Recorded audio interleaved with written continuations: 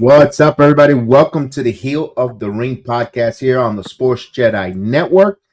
We are Thursday night. It is our TNA Impact Zone watch along. Of course, tonight we have the Heel of the Ring crew of Chef Dan in the green room. Mr. Chris the Flash is joining us as well. We are ready for some Thursday night wrestling. We'll have Canary join us on the top of the hour and the rest of the Heel of the Ring crew. You never know who else might stop by. So you know how that goes here. So again, hope you guys are having a wonderful Thursday. Chris, how are you? How you be?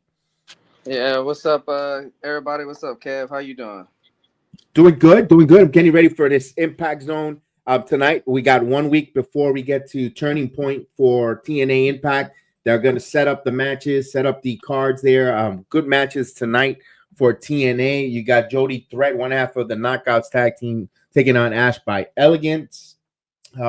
Good job to see that. I can't wait to see how that match plays out. You're going to have the Knockout TNA Workouts champion, Marsha Snamovich, taking on Alicia Edwards. So from the system, of course, you're going to see that Tasha Steele's lurking around as a complimentary partner with Alicia Edwards, how she's going to get invested in the match or not. If Jordan Grace could be watching Marsha's back, we will find out on that and more. We got a good one. The Hardys and Ace Austin taking on Hammerstone, Jake Something, and Trent Seven. So talk about a six-man tag of meat versus meat and meat with meat against the legendary high-flying Hardys and Ace Austin, one half of ABC. Of course, we acknowledge and get well soon. Chris Bay, please get back soon. Be better than ever. First and foremost, be pain-free.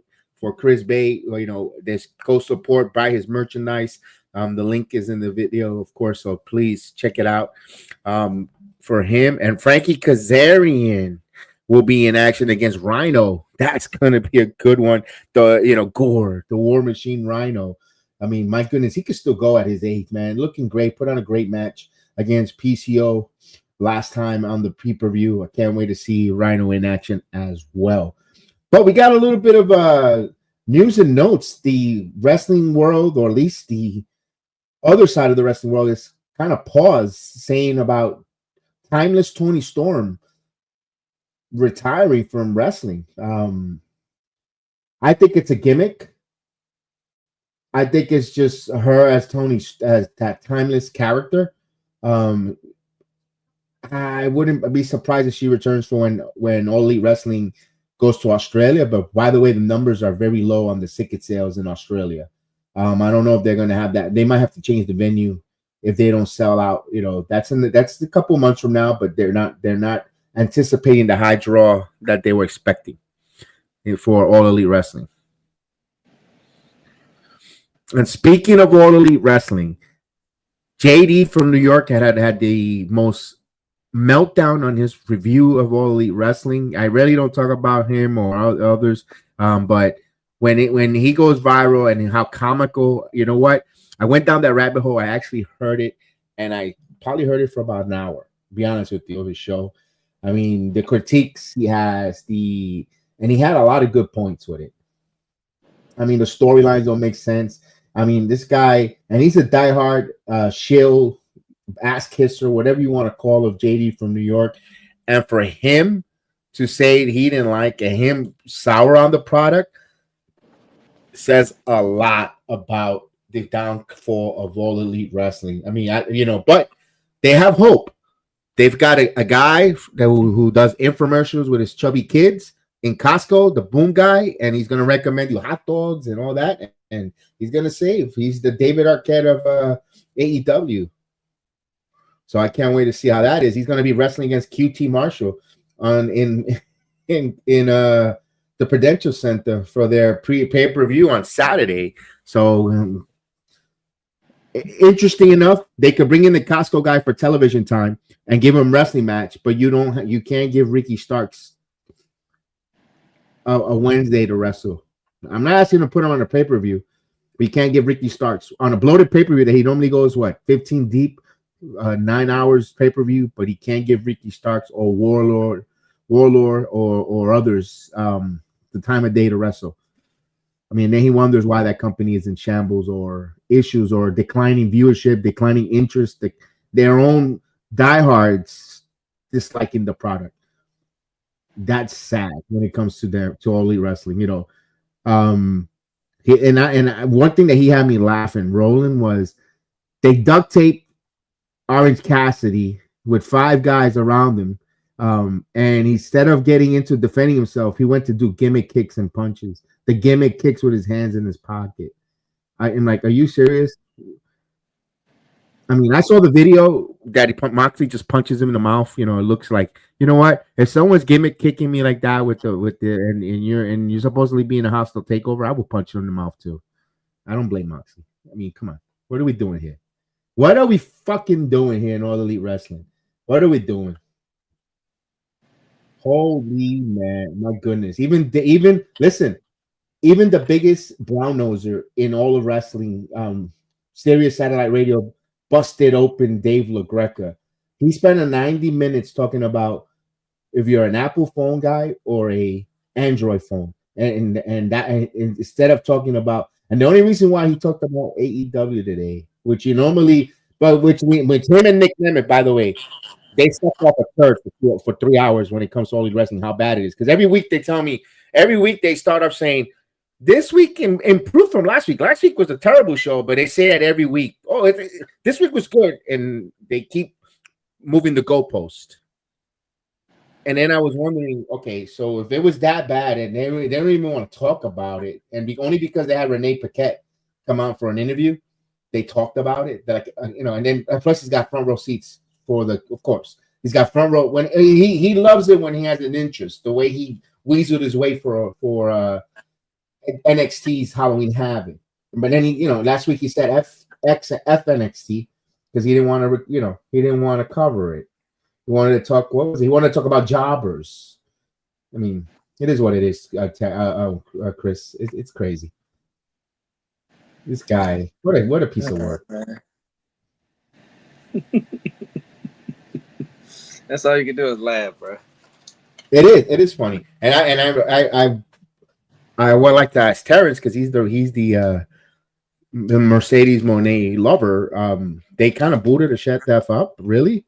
Like she has not been endeared with that fan base. No. She has not been endeared on her fans. We got 4 minutes before we get right into all TNA. We're just shooting the breeze for the next 4 minutes about all around. And right now, All Elite's dysfunction and bad product is just what's got the us talking about right now.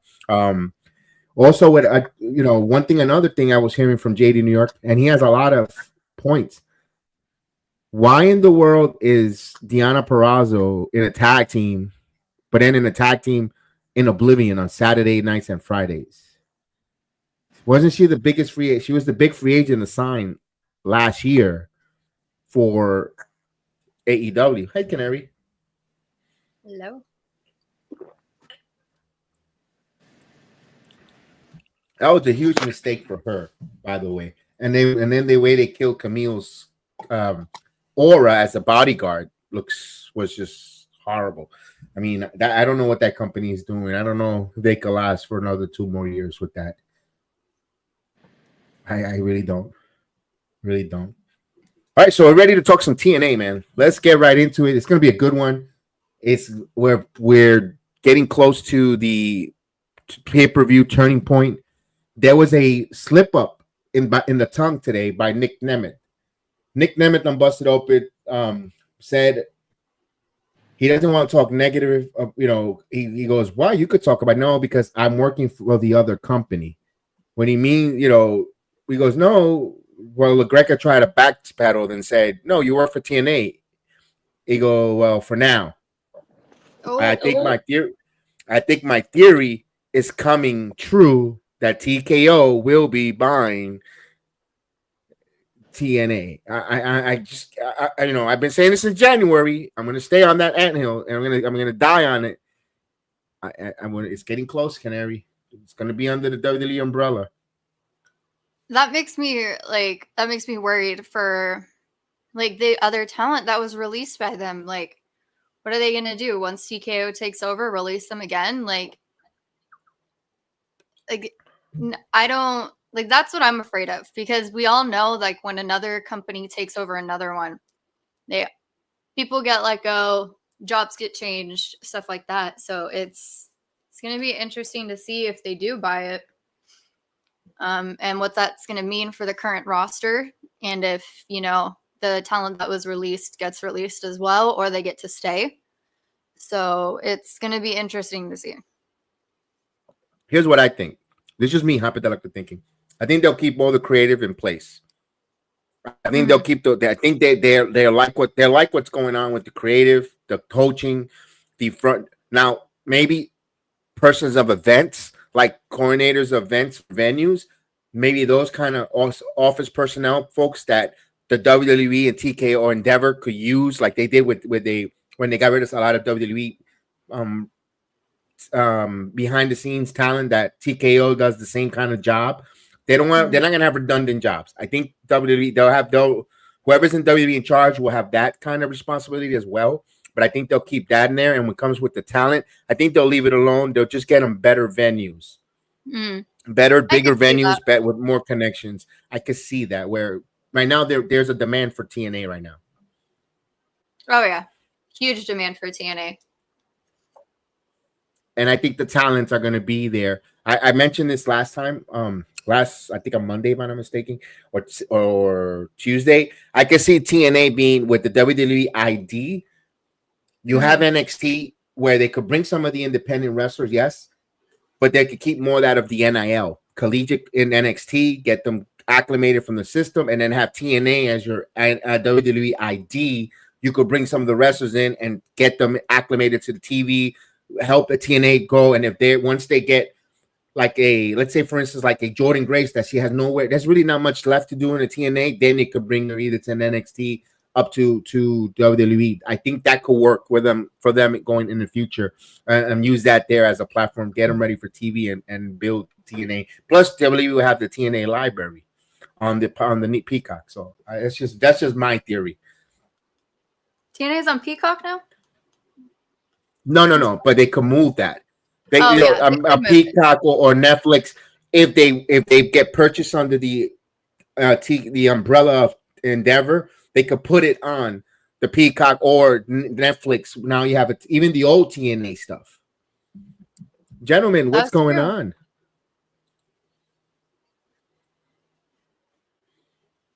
Big task at hand. Salute. All right, we already started. We're getting some cut from promos from last week.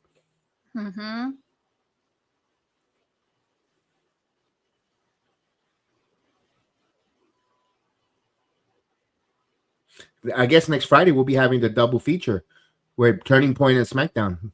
Although SmackDown is going to be taped, so we could probably just keep an eye on Turning Point more. Emphasize on Turning Point.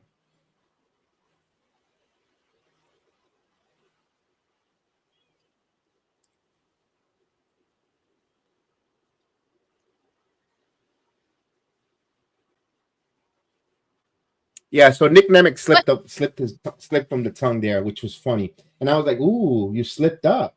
And the same thing, Mark Henry slipped up from the tongue a while back, saying that Lance Arnold is already signed with the WWE. He mentioned certain wrestlers already, with the NXT brand, and you later behold, Lance signed.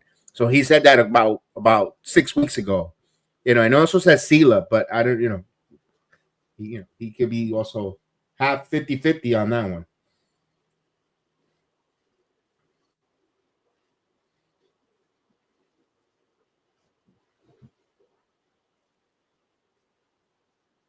I think the one thing I'll always appreciate about TNA more so is they're a lot more physical. Goodness. Oh, that was a sick shot of AJ go through the table. It's a more hardcore. It has a vibe of ECW. It does, very much so. And you could see Tommy Dreamer's influence and his booking on TNA. And I hope he stays. If they do get furloughed and bought, I hope he stays creatively there with TNA. I think him, And Gail Kim in the Knockouts division do a phenomenal job. Lance Storm and the rest of the other agents that they have there do a phenomenal job. Here we go. Who we got coming out here? Eddie Edwards. By the way, Josh Alexander's canceled or officially retired from independent wrestling. Canceled all his independent dates. Now, a lot of speculation comes with that.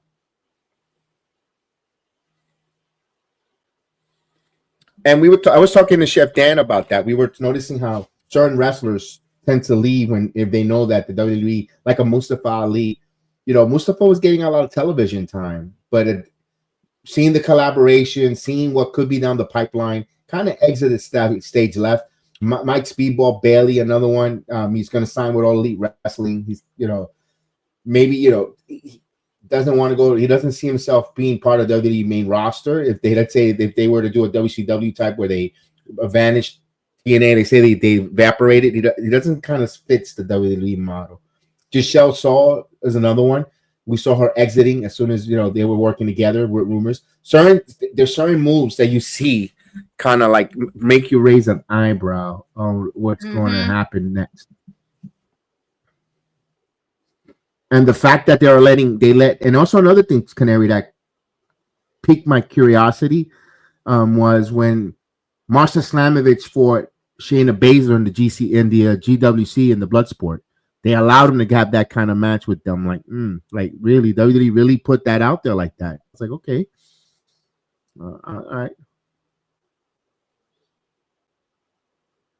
I'm happy that Marsha's got the title. I said it last time. I remember I wanted her to beat Jordan Grace because where's Jordan going to go with? She's squashed the whole women's division. It's like she's already reached the top of the mountain, so where else is she going to go? They're not bringing any. Fall off the mountain. They're not bringing any new women yet.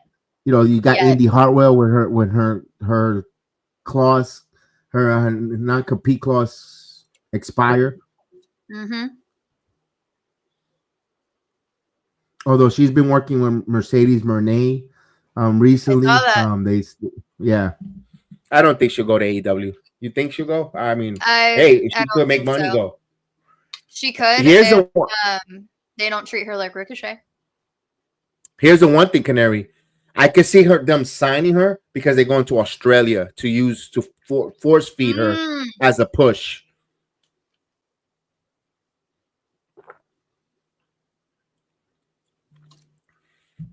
I could see that. Ooh, Alicia. I like her gear. Oh, she didn't even wait. Go get her, Alicia. She's not wearing knee pads. She's not wearing shin guards. She's not wearing shin pads. I can't. Be brave for that. Now, do we see Tasha Steele get involved in this? I think so. Yeah, I think so.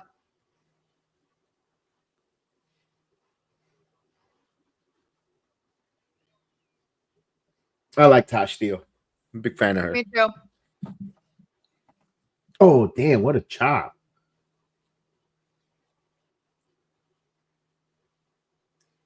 Oh, it's funny. Oh, nice move. Look at Marsha go. Marsha. Oh. Yeah, let's go. Alicia, I'm gonna need you to sell that move to the rope a little bit better next time. Especially with your facial features, my love. Just gotta be a little bit better at that. Oh, damn. She smacked her with the can. Captain America style. Damn. Oh! You saw that, right? Yes. She said, what? They want tables. People are obsessed with tables. I don't know what. No. They need to stop. They don't need the tables.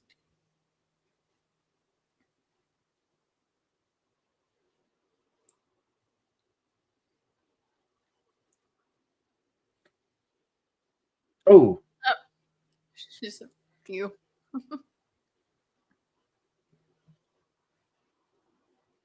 Oh, DDT.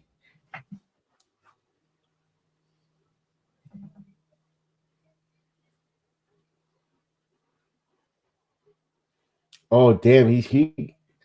Here's the one thing though. She DDT'd her on the chair though. She got a 2. At least she got a 2 3/4. Not a 1 like other companies. You know, they kick out at 1 or 2 or a quick 2. You have to getting, you know. I mean, Randy Orton is out with an injury because Kevin Owens power drived him. Yesterday, they power drived a wrestler and he kicked out at 2. That's why I'm saying Randy Orton's spine surgeon has to be seething right now. Absolutely seething. No sell. Oof. I wonder, you know, yesterday we had a cheeseburger wrestle. I wonder if we have a Heath bar or something wrestle tonight or something. Bobby Lashley wrestled a wrestler named Cheeseburger. I saw that. Wow. I love how the internet was so quick to protect Cheeseburger, though. Like, they were like, no, we're not doing this to my man. Not today. Canary, they were cheering him in the arena. They were chanting Cheeseburger. That's how you know how unserious this day and age is. That, and then that's good for them. They got their egg on their face. Why couldn't they wait for Bobby Lashley to make his debut 3 days from now? Mm-hmm. We couldn't wait 3 more days. I mean, come on. Make people pay the $49.99 to see Bobby Lashley's first match. For real. And he shouldn't even be wrestling Swerve right away. I mean, they rushed that too. It should have been Shelton Benjamin having his match. And then Bobby Lashley comes out as a surprise. But hey, that's why they're in the shits the way they are right now. They're so impatient. I give her props though for being able to wrestle in just like regular street sneakers. That has to be hard because there's like no traction or grip. They're not malleable either. What's that? My Air Force high tops too. Mm-hmm. So she twists her ankle or like steps wrong, she could break her ankle. All right, Masha. Let's look at this move, Canary. No, look at this next one. Look at the next sequence to it. Oh, my back. Yeah. Oh, my back. Yeah, that hurted me too. That was so close. Yeah.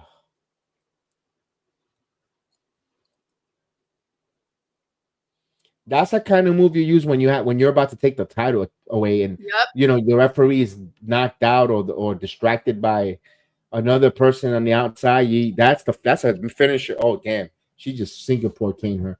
So there is no disqualification. Well, it's a hardcore match. She said no mercy. Yeah. Oh damn. Oh, she caught that. Oh, power driver.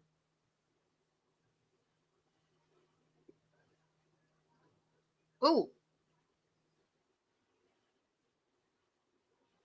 Yep, she's down. She out. See, I could appreciate that because she sold the power driver for the pin. Oh, here we go.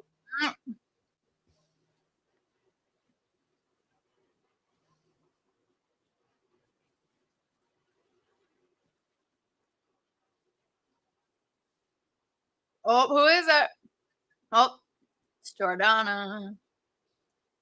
Tasha Steele comes out, and now Jordan Grace comes out. Let's go. She looks good. AKA My Little Pony.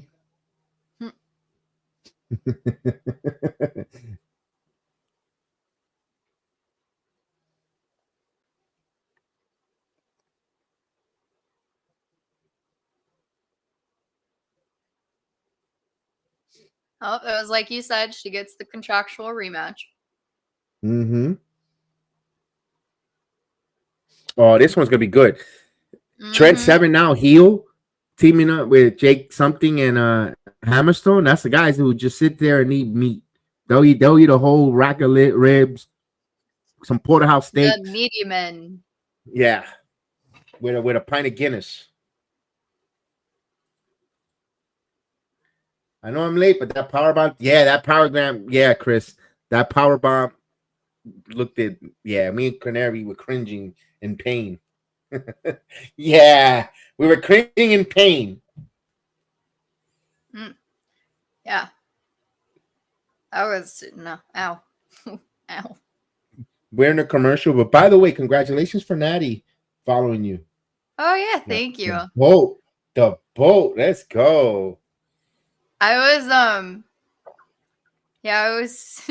sitting in like I was just sitting there, and all of a sudden I look and I see that, and I'm just like, whoa, I ended up throwing my coffee all over the place. It was a chaotic 30 seconds. That's cool. I fangirled so hard. I was like, oh god, this is great. This is absolutely amazing.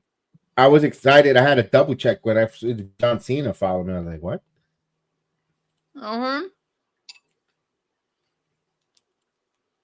Making moves.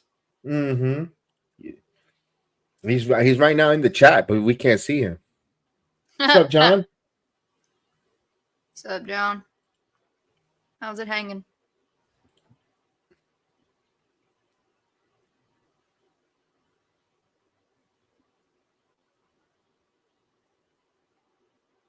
At least they could show me commercials for TNA, but I guess not. I guess I just got to look at the screen.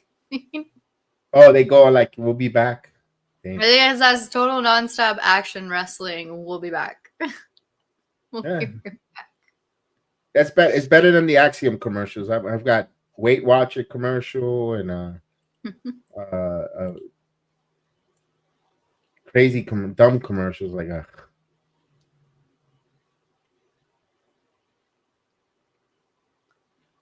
Did you get to There's a pay-per-view tomorrow for TNA?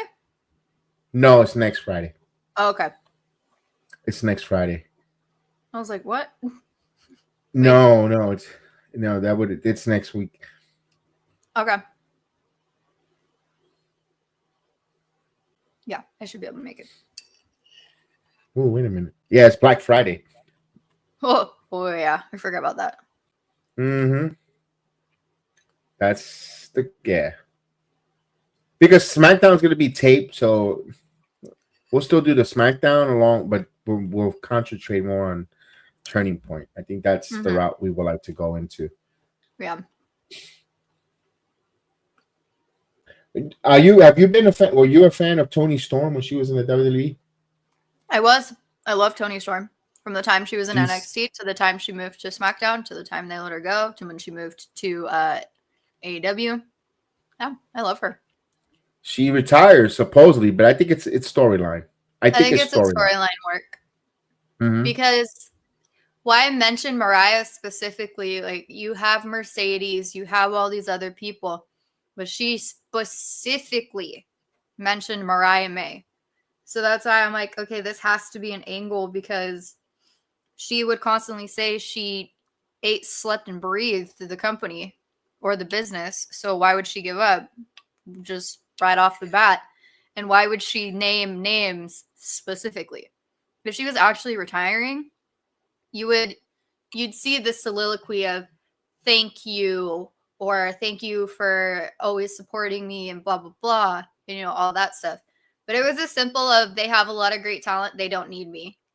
It was very much so along the lines of her character. It was very much so, well, I was the first, starlet, blah, blah, blah. Why, if you want me back, then they can't be here type thing. So I think it's a great work. It very much so mimics how old Hollywood was back in that time. It was how she is acting. It was, if you felt threatened or intimidated in some way, it automatically correlated to, well, that person can't be here anymore. So I like this angle. I hope it's an angle because that's going to be a really petty way to just throw in the towel. It could be. I'm leaning for like 75% angle, 25% real. And of course, like we just talked about, Indy getting on a contract offer from EEW because they go in Australia. So is Tony Storm. Headlines immediately if she gets back that pay-per-view in Australia.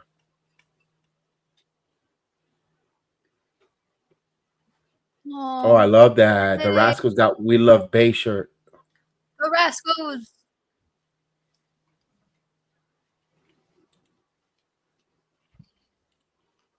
Zachary Wentz.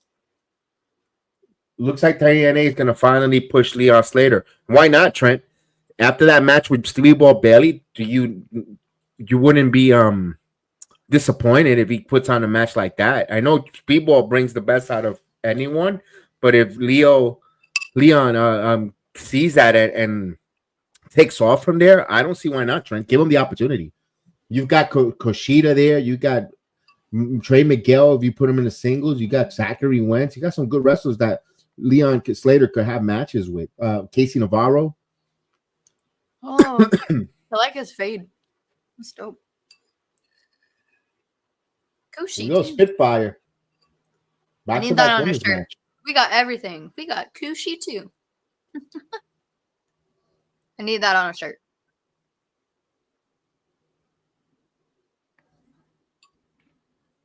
Joe, what's going on, Joe? Miss seeing you around. Think TNA now is going to be better than AEW. I mean, the storyline, Joe. I mean, yeah.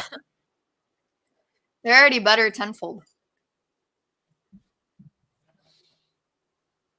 They just need a little more. They need a couple more additions to the roster, twinkling, Joe, but you don't want to get too big or too bloated because then yeah.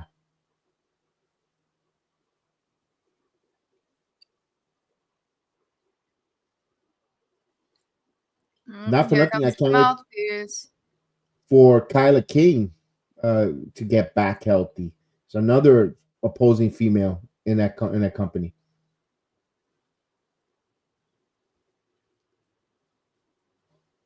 Killer Kelly, but right now she's on maternity leave, so she's got a ways to go before she returns. Yeah. That's if her birth goes smoothly, because we were supposed to she already had she already had she did have the baby. Okay. She had the baby already. Yeah.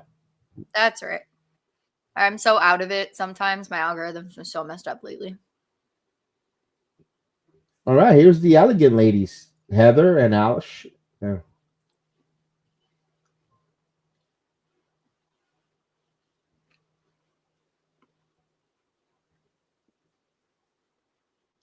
Okay, Dana Brooks. She's shining so well on TNA. I love it. But the crowd still ain't there yet for her there yet, Canary. No, they're not there yet. But here's the one thing I got to give criticism to Ash. She sometimes tends to forget she's supposed to be this uber heel. And she tends to goes back into that Dana Brooke looking, chasing the hug. I'm like, stop. You're not Dana Brooks right now. You can tell by the way that she'll like respond to people or the way that I think part of the reason the crowd's not behind her is because she doesn't keep the kayfabe alive, like when she's outside of the company. Like, perfect example,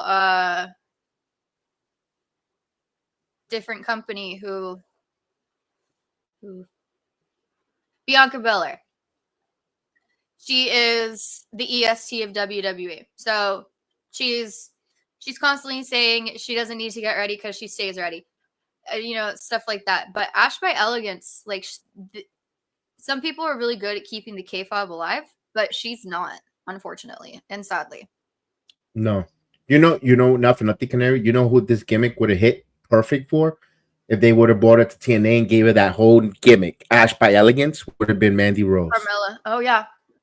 Mandy Rose, because she's not with WWE. If she would have went to TNA and they would have gave her that Ash by Elegance, she would have knocked it out of the ballpark. She lives in West Palm Beach.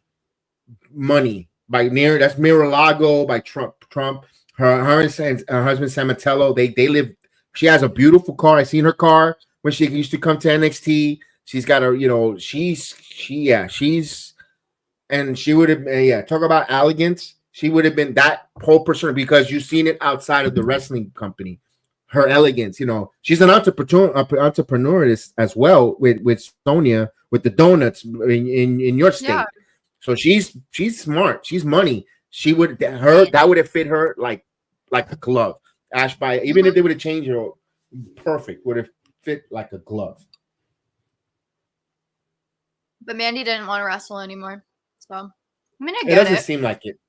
Yeah. She's happy. She's making the money that she needs to. She doesn't need to wrestle. She doesn't need to do any of that. She will one of the longest reigning NXT Women's Champion.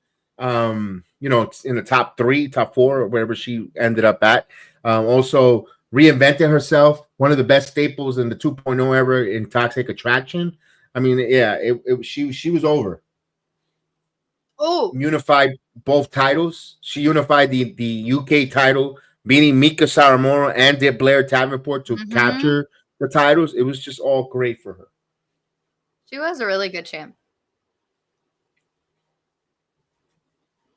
I didn't like the fact that the reason why they decided to get her off. They made her choose. I think that was really messed up. Like, it's one thing if she was keeping it a secret, but she was out and about and she was proud of it.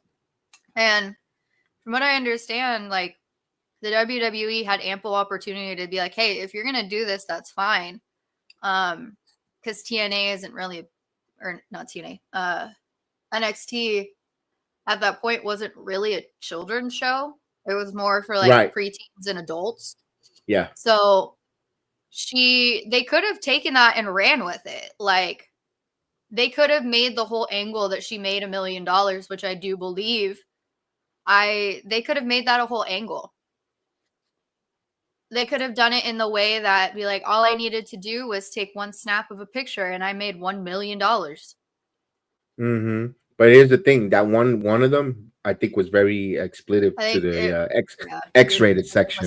I think it was either her husband's penis was shown or something. They said it was really explicit. And I think it was a combination of both him and her. Mm-hmm. So that's why it was very much so. Because we've seen it before, where people have done stuff like that, but because it was a mix of him and her, and she wasn't necessarily apologetic about it, she's just it was a private moment between my guy and I that got leaked, and stuff like that. They could have run with it, but they decided to take that, and they're like, no, you have to pick, or you got to pick and choose. You either work for the company and you make what we give you, or, you venture off on your own and good luck in your future endeavors type thing. And she said, okay, here's the belt. I'm out. Yeah. Yeah. And also remember, that was right before the merger, before they announced the merger with TKO. So, and there was a sex scandal too. So with Vince. So it makes it, I understand. It sucks because I didn't want to see her leave like that, but I understand also why they did that as well. It's not a justification. It's just we can see why the reasoning behind it. Yeah.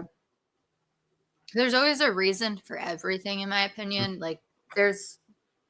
You do something for a reason type thing. So. Damn. Jody Thread's like a freaking, she's a Spitfire. She is a Spitfire. That name fits her perfect, too. The tag. Ash, what extensions do you use? Asking for myself. Still, they be coming off sometimes. Okay, never mind. Not asking for myself, because if they be slipping out. They be slipping off sometimes, Canary. I'm like, oh, oh, look at that, Heather. Is this the Consigliere? Let me see. Has to be the Consigliere. Yep, the Consigliere. Grab him right. Yeah, they got to execute too. I feel bad for her sometimes though.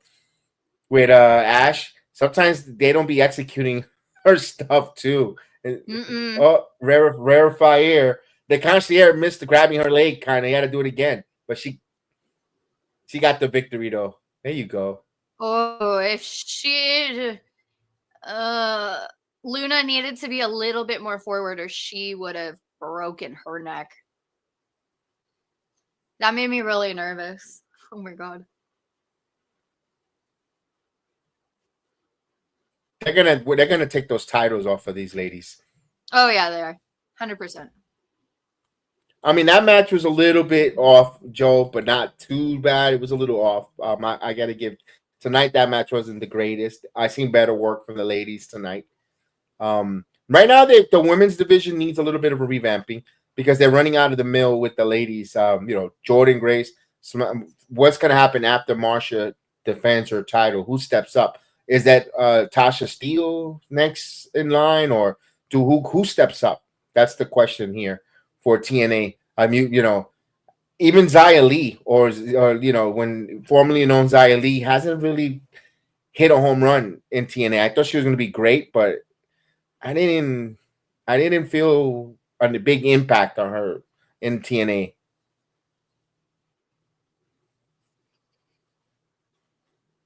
What are your thoughts on Xia Li?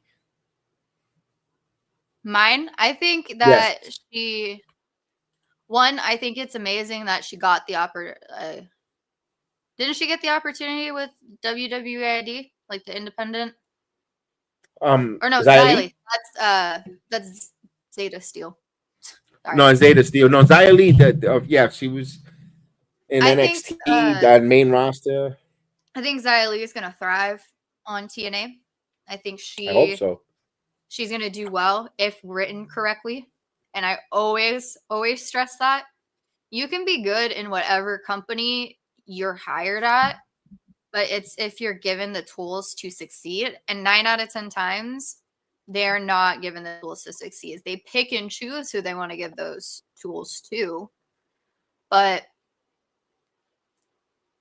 that's why I'm really hoping that, they do right by Xia Li and they write her correctly and they give her this amazing run.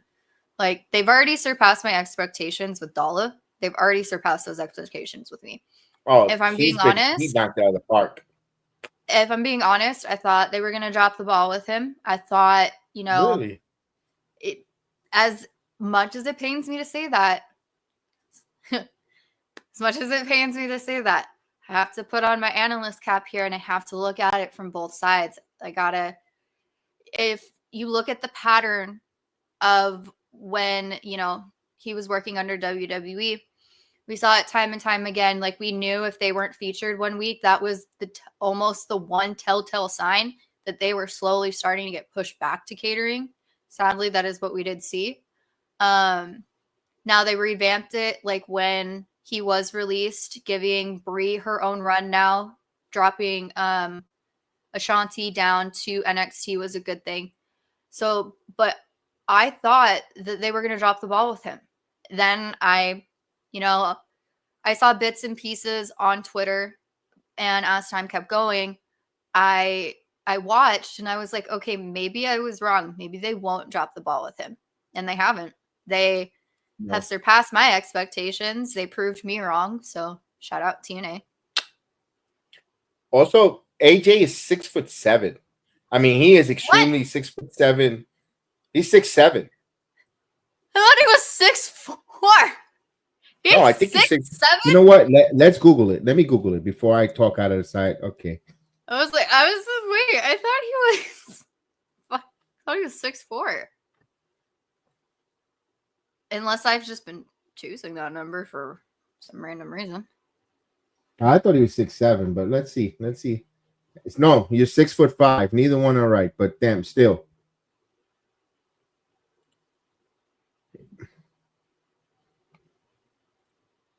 Yeah, important tools are to look to is what some of the talents do with crap writing gimmicks. Yeah, you know what, Veritas is correct. I agree with you because look at Chelsea Green. She has made the most out of nothing. 2 minutes, 3 minutes, 1 minute, and we want to see more Chelsea.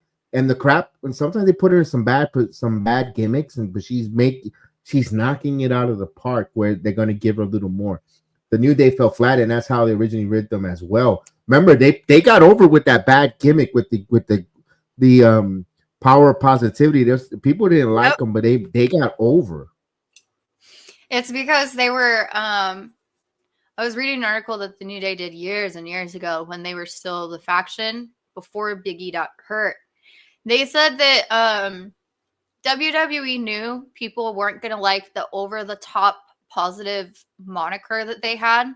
They knew people were going to get annoyed by it, but it was one of those it will grow on me type of annoyances. Like when I see it more often, it'll grow on me. And then people hated it, but in turn, it put them over. So it was a smart strategy on WWE's half. And they made the best of it, and they made it to the power, and then they took it to another level with the pancakes, the all the other shenanigans with the New Day. They were just awesome. There you go, Mike Santana. Yes, here's Mike Santana. Let's go. Yeah, but Damus Sandow as Mizdow. That was a great one. I love that one big time. When he was, I don't know, he was on TNA for a while. Now he's not in TNA. Damian Sandoval. I loved when he did that whole match. He mimicked the whole match without a wrestler on him with the flips and everything. When Miz was wrestling, that was to me. That was the best. To me, that was one of the best. The best part of Chelsea Green is in her entrance of how Dementor used the Chelsea Green. Yes, Mizdow was amazing. I love that. Yeah, he was good. And he was in TNA. Now he's with no. I don't know if he's in the business or what. Where it happened to him? Who? Mizdow. Damien's what's his name? He was in GCW or MLW.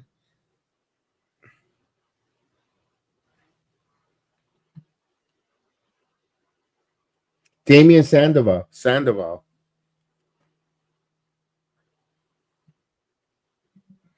Yeah, this is building here. Where we all want to see this here in a couple years. Santana versus Damian Priest. Let's go.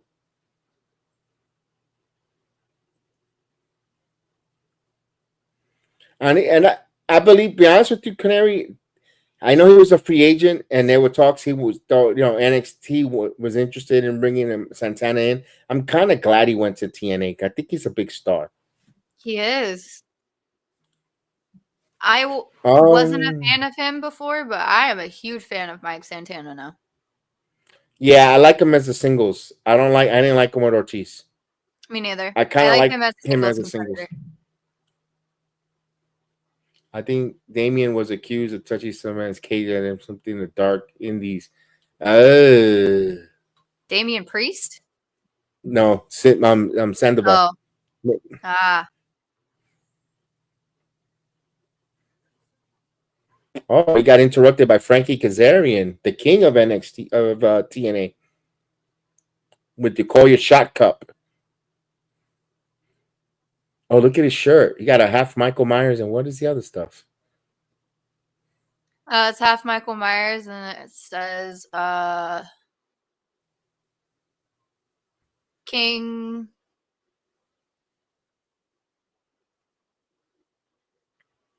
Hey, Frankie, I'm gonna need you to turn sideways for me. Thank you. Yeah, me too. But I'm in picture. I'm who asked earlier? I think it was you, Joe, right? You asked if I'm watching on Access. I am watching on Access TV on Direct TV. And I'm in picture. King TNA. Oh, the King of TNA. It says the King of TNA, and then it has Michael Myers on the other side.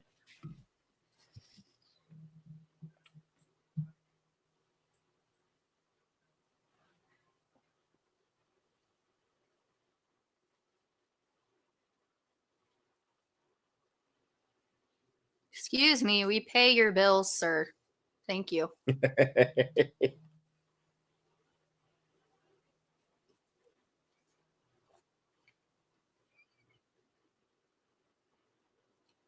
I noticed, you know what I've noticed in Blue Skies? We can't put too many videos. They don't give you enough.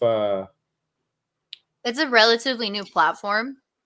So I know they're working on a bunch of kinks and stuff, but I agree. It doesn't let you have long enough videos on there. Whereas Twitter, you can have anywhere from like 5 minutes to like 47.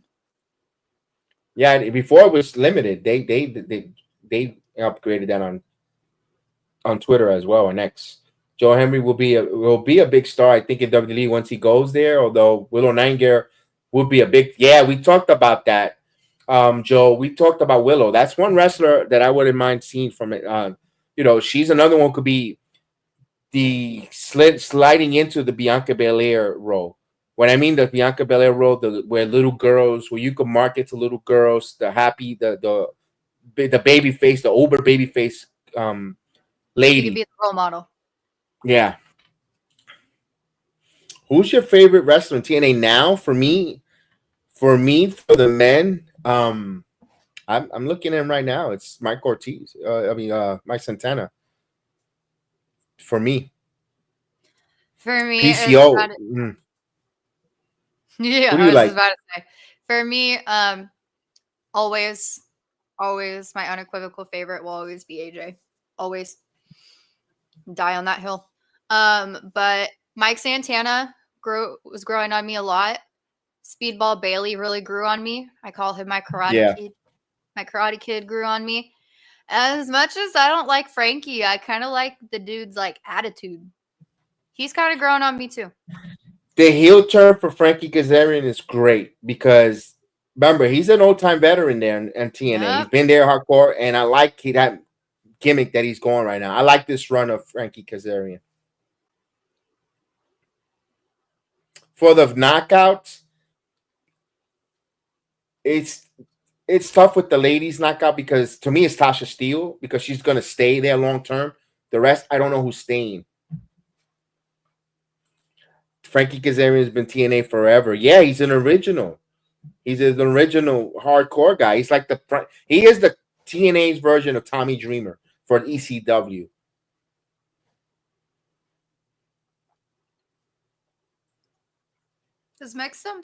Is he part Samoan?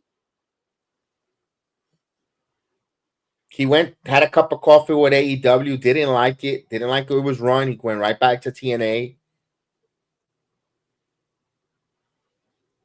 Eric Young, another one who signed with the WWE, but didn't like the way things were, he was in the middle of when he signed, he was in the middle of creative conflicts between Vince and Triple H.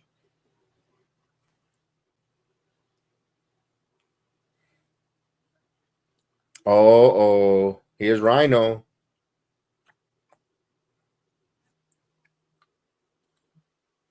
War Machine. Shark Boy. Oh my God. Rhino. On that six-sided ring. It was Rhino, baby.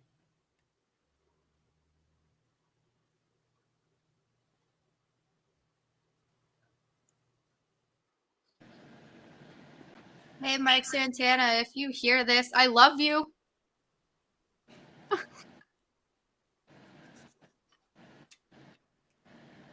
Rhino is on tonight. Yeah, the War Machine is in. How was the pizza, Chris? Good? It wasn't just that. You had to make sure my daughter wasn't hype all over the place because she had that. No, you gotta make sure she eats because they won't eat. But I was listening to y'all. I left a comment in the chat with Joel. Yeah, said, I did. I can't base off one match that the women's division is poor because we just saw the first match, which was hella good.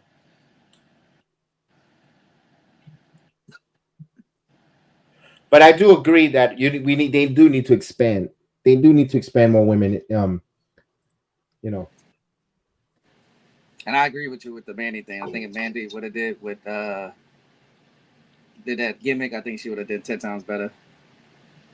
She would have been, man.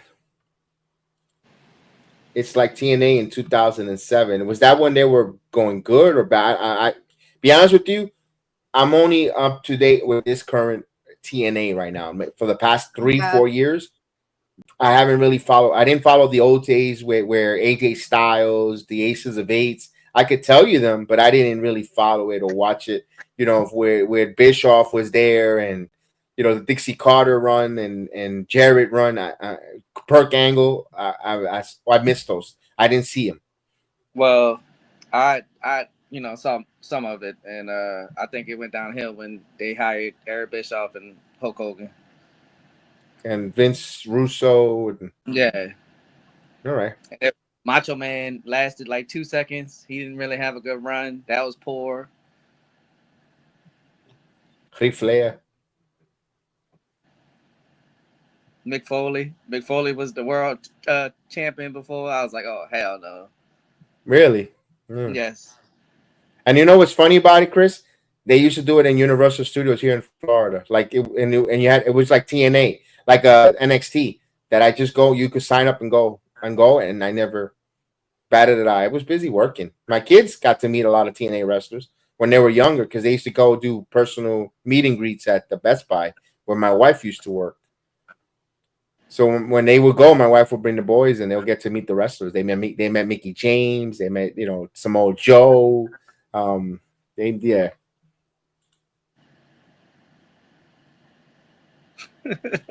Rhino's gimmick. He's like 60. I mean, he's a nostalgic cat now, Joe. He's a nostalgic cat right now for Rhino. He's more like the coach in the ring to get a wrestler over. I mean, he's although Joe, I don't know if you remembered a couple like about last year, Tommy Dreamer was digital media champion. Yeah. I mean, yeah, he took it. What happened to Crazy Steve? Crazy Steve is gone. What happened to Crazy Steve? I liked that gimmick. I'm sorry. Crazy Steve was good. Whenever somebody talks about Crazy Steve, I automatically draw parallel to Crazy Steve from Drake and Josh.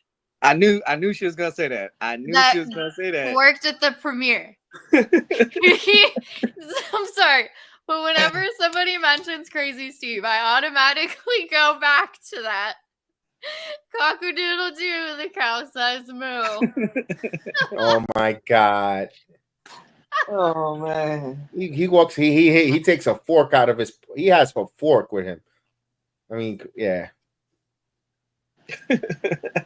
I knew she was gonna say that. I don't know why. I knew she was gonna say that. Oh man. I bet Frankie helps out. Helps up the ring. He's a touch. Yeah, he is. He puts the ring up. Him, Rhino. They all work with that. I think I heard Tommy Dreamer say that they do actually. Joe, you know what? There's some truth to that. I know you were joking, but there's some truth to that. Dude, like you know what I was thinking too? If you're right, Kev, I would love to see the Ultimate X match in WWE. Ooh. Like Ooh. That's the one match I would want to see. I mean, hey, we adopted War Games. But you know what I won't, and another thing though, Chris, that I wouldn't. Yes, I would, and I wouldn't. That means TNA doesn't exist, and I don't want that. I even if WWE does purchase, I don't want TNA to disappear. I want it to be like another brand. That's what I said. What was it? I think it was SmackDown. I was like, if that's true, or I think it was Raw. I don't remember, but I said that. I was like, if they buy TNA has to be still its separate identity. Yeah. Don't change anything. Like just change a couple things, bring some more wrestlers, but don't change their gimmick. Yeah, Joe. I mentioned it earlier on the top of the show. Bobby Lashley comes out and he wrestles Cheeseburger, and Cheeseburger gets a bigger pop than Bobby Lashley. Go figure. Man, that's a hurt business situation there. Cheeseburger, my goodness. Come for Cheeseburger. That man, he's gonna have a flourishing career. Oh man. Flourish. Well, I feel like I heard that name before. He's wrestled before. I know he did. That's why I'm like, why does he sound familiar? Like I seen him on like TNA or something.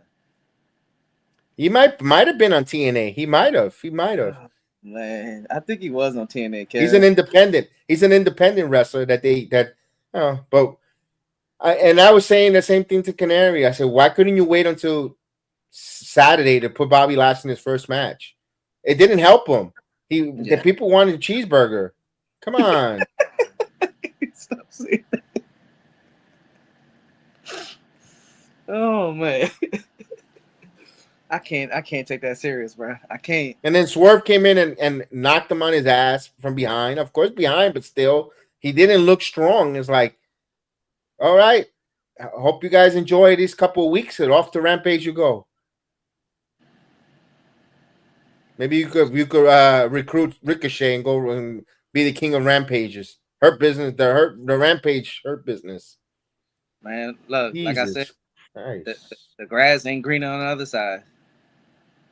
He's dumb for that though. Like, Yes, I agree.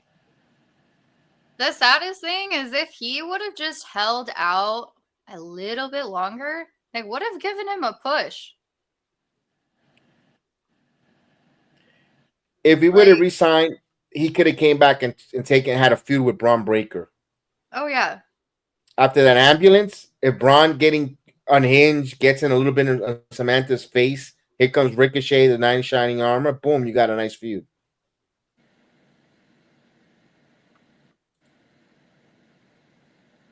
Good God, he's been laying on the mat the whole match. If you don't get up off your back. Man. Joe, man, tell us how you really feel. Yeah, right. He's goring the mat, the ring apron. What an arch. All right, wrap it. Now I'm to the point now. Wrap it up, guys. Now you guys, it was a cute little match. Wrap it up. Oh man. Here we go. Rhino. Nope. A chicken wing. Look at this. We got cheeseburgers. Now he's setting him up for a chicken wing. Come on. Some wrestling be making you hungry, man. Oh, yeah. And you know, AEW could have bought the cheeseburger. What was it? Like the pizza guy. Remember that guy that from the Independents that came out with a pizza that comes out needing a pizza? They only AEW. Oh, Kazarian won. He cheated. All right.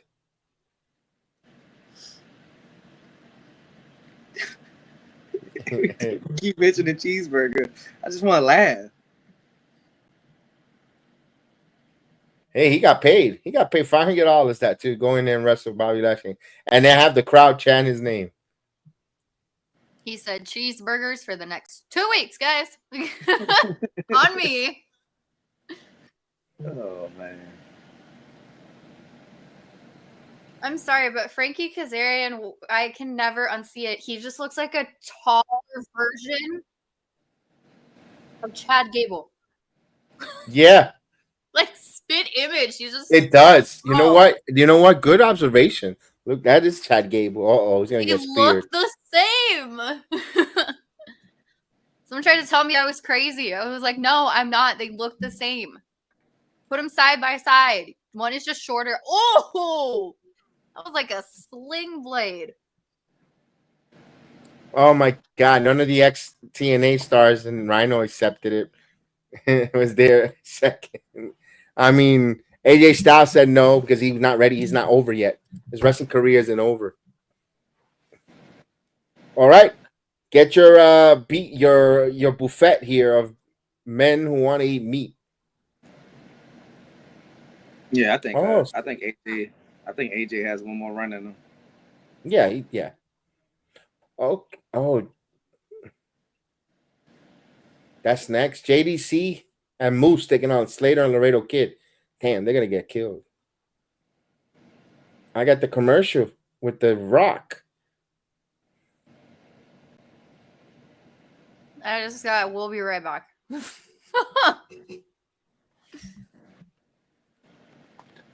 Heard that AJ rejected it in the TNA, and I think AJ and Kirk Angle and Samoa Joe and Sting.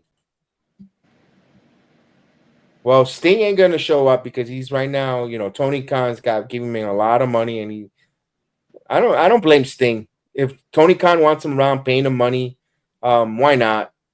And you know, he's got these kids that want to get into wrestling. I bet his sons, one of them, don't want to get into wrestling business. Why not? Although he should be.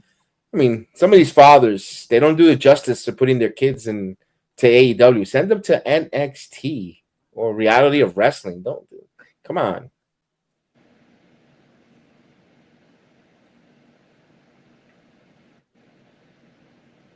Like Brock Anderson should have been going to NXT. Look, I'm glad Alexis King made his way to WWE to the NXT program, but damn.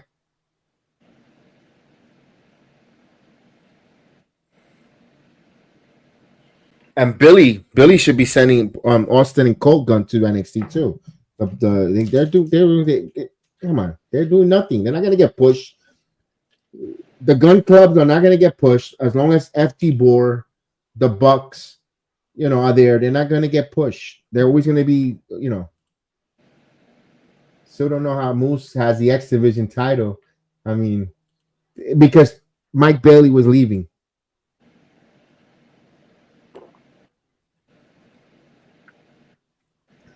Mike Bailey was leaving. That's all I could think of. That's their mid-card title.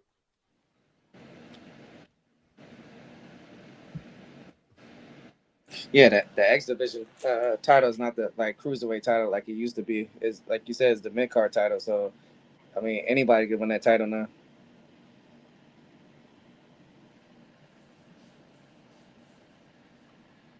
There you go. You send them to Pro Wrestling Noah. They'll become elite wrestlers. I agree with you on that one.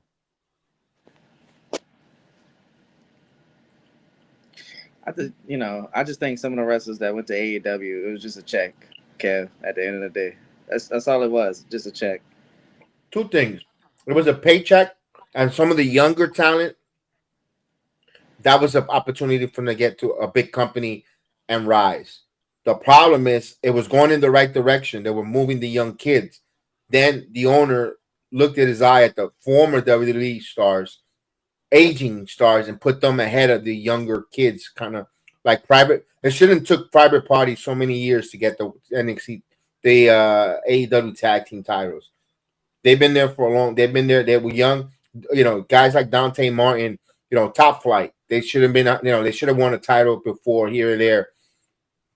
The only reason the Acclaim really got over because they kept making Vince McMahon jokes and getting the pop from the marks about AEW, making their jokes. That's all they kept getting on TV. Now there's nothing to feed them about jokes. So now they don't even, you don't see them. You see them on the 0 Hour or Rampage with the Acclaim or Collision. You don't see them being featured anymore,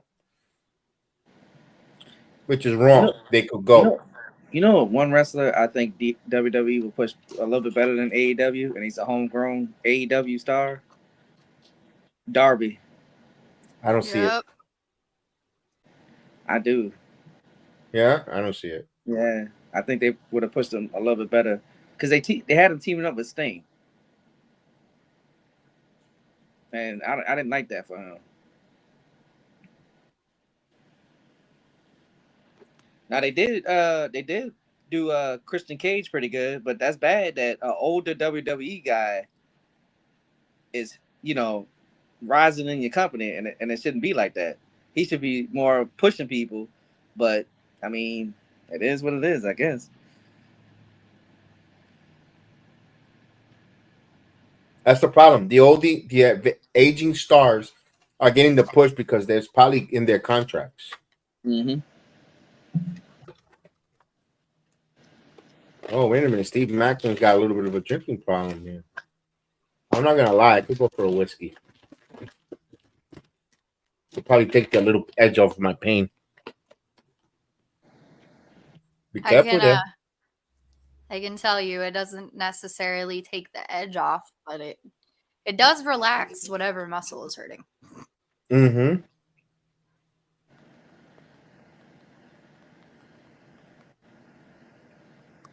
Although for me, I will say it doesn't do that because it pains in my neck. So because you're constantly moving it. So I'm like, Uh-oh. Oh, Eric Young is at the bar. Be careful with the hussy there. I gotta have to call the Virtuosa back.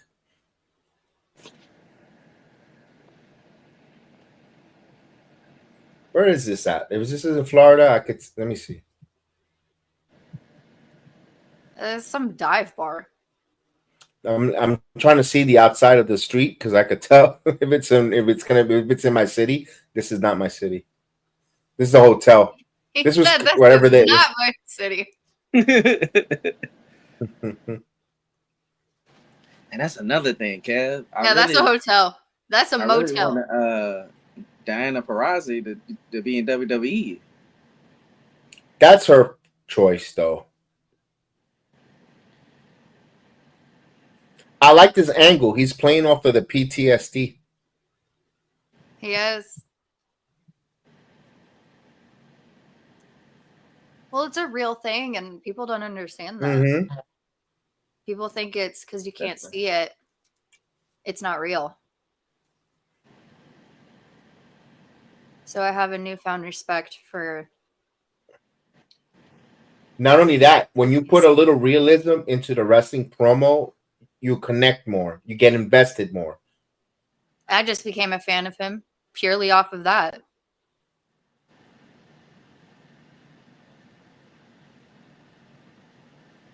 Constant flashbacks at any given moment that you can't stop. Yeah, that's Almost a like hotel room. time travel for a second. Now we got to get him a service dog.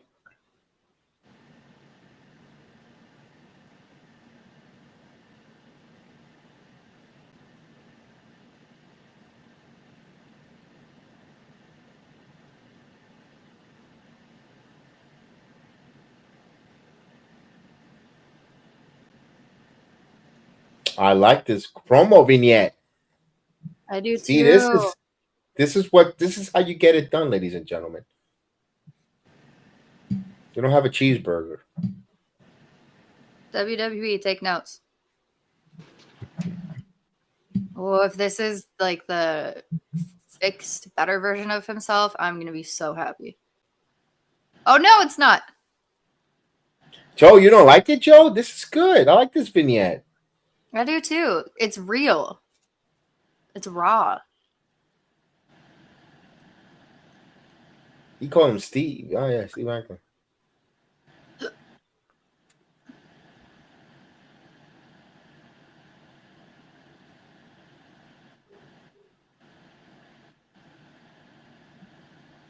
All right. They showed Deanna. I mean, they knew it. Of course, I get that notification. Yep. What's wrong with Jada Parker? What happened to Jada Parker? Yeah. I don't know. Rico Reacts, I guess, did a video. A notification popped up on my phone. Who's Rico? Really? Yeah, you know what I'm talking about, Alex. Oh. Yeah, it said, "What's wrong with Jada Parker?" I don't know. I don't think anything happened. I think he's just like probably saying something about her wrestling. I don't Oh, know. okay. Criticizing. Okay, I got you. Yeah, The same way I did with Nikita cheeseburgers. Lyons. Nikita Lyons looking like RoboCop. Did you see that video, Canary? Nikita being messy. Still waiting for that text back, Ashante. Girl. Yeah, what you doing that to that kid, man? And like his face, you could just tell. You'd be like, no. But we're reaching that point in the rom-com. Because it's a pattern in every rom-com. They slowly start getting to where they want to be. And then somebody or something gets involved, and in between pushes the one that he really wants to the other side. And then they go their separate ways, but then they come back together. So we are seeing that story arc, which I love. And I love that it's kind of along the lines of player boy turned lover boy type thing. Trust me, I like Joe, you know what? Now they're going a little too long on the promo. This is, yeah. Now it's a little too long. I'm with you now. Wrap it up. But yeah, I trust you, Joe. I remember Eric Young. He was on Team Canada. He had more hair and less tattoos. And his voice didn't sound too much like this. Yeah, it sounds horrible. Sounds like he's been smoking like 20 packs of cigarettes. His testicles dropped. I ain't gonna lie though. That's the one thing I probably would say WWE dropped the ball when he was in that group Sanity. That was actually a cool group. People like that group. Here we go. Leon Slater. Here we go.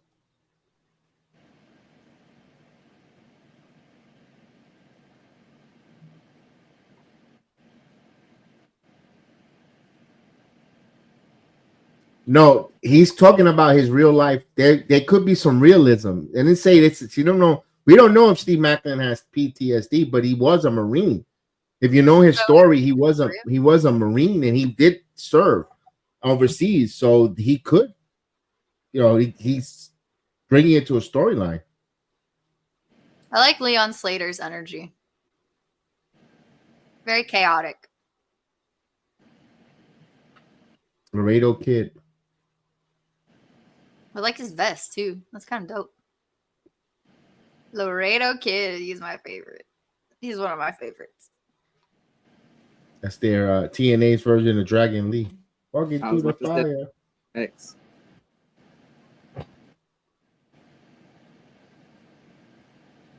Look, I like the fact that what the indie god, what's his name? Zach Ryder, aka Macadona. Cardona. Oh, I love that. He's the owner of the Bendies. All the money to those Bendies go to Chris Bay. Chris Bay. Get well soon, Chris. We love you, Bay. Yeah, one of the best tag team, man. I was giving him all his credit and his flowers, and he gets. I mean, accidents happen, but man.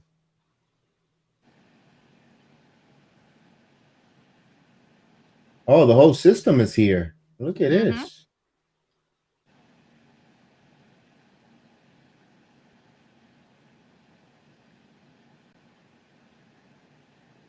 They got their rings too, like Power Rangers. Let's go. Power Rangers. Power up. Oh, that's right. It's a tag team. The Wonder System. There you go. There's Moose with his tag team partner Knuckle. Moose and Knuckles. I'm not gonna lie, man. That's a beautiful title. I like his gear though too. That's kind of dope. The white. He looks yeah. With the silhouette of himself. Mm-hmm. As conceited as that is, that silhouette is dope. It is.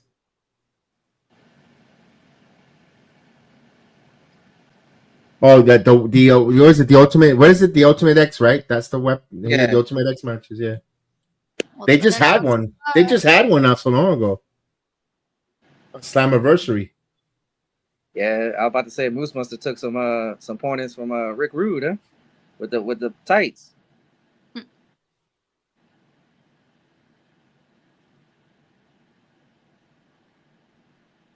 I need Dirty Dango to start dancing again. Yeah,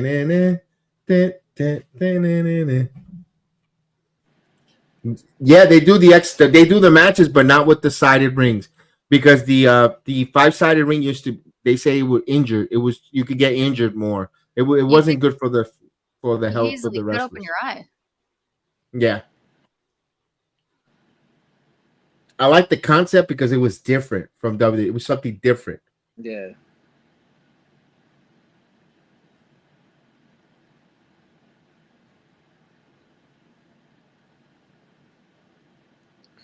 I don't know, man. Certain superstars I can't even take serious, and he's one of them. Fandango, Dirty Dango, and now he's JD. Now he's JDC.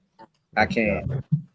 I'm sorry, but I just draw parallel back to the very first time, like I really, really saw Fandango. Then I went back and watched him. Was on that episode of Total Divas where even Marie lied about being a dancer. Almost embarrassed herself on live television, or did actually. And he was just standing there like dumbfounded, like, is she really that bad? Like, is she really that bad? That was the first time I saw Fandango.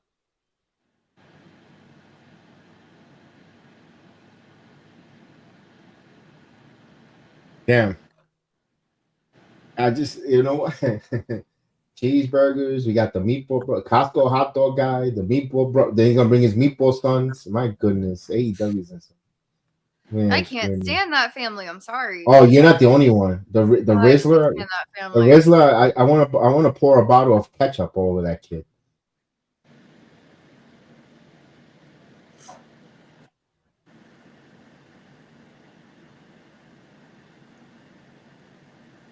Ooh.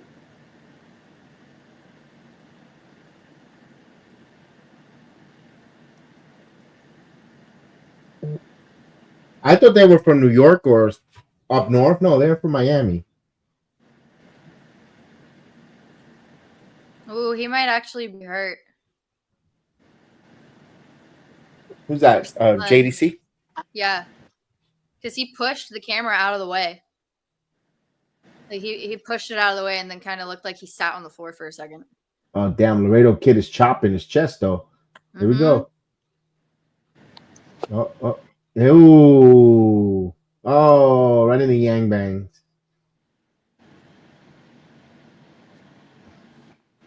Damn, Laredo Kid went. Damn. Right in the trachea. Yep. Right in the trachea.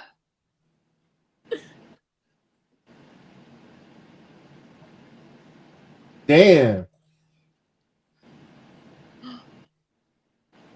That'd be some dope entrance music. Oh, I didn't mean to say that out loud. Sorry, guys.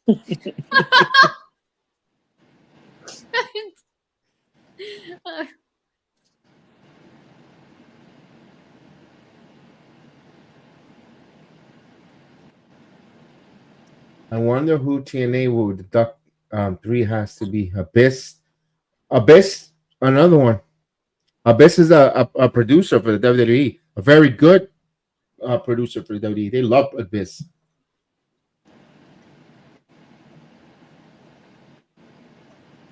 Man, that's another person, bro. Just imagine him and Kane having a fight.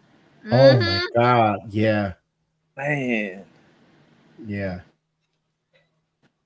At first, when I saw him, I was like, "Who's this Mick Foley or Mankind ripoff?" But nah, he's very athletic, man. He can move.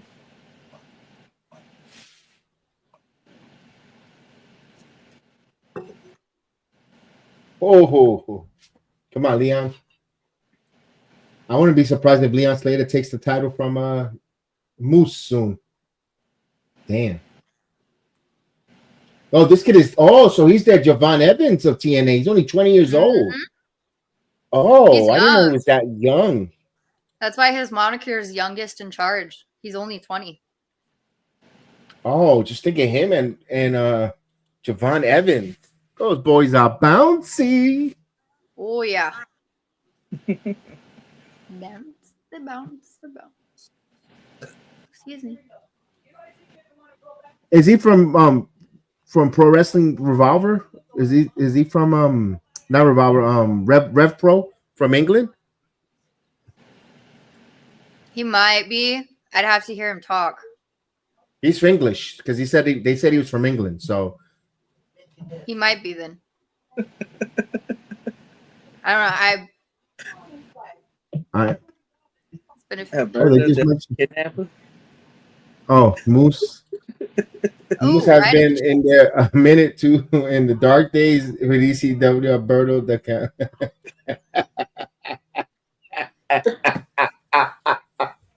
I breezed through it until you.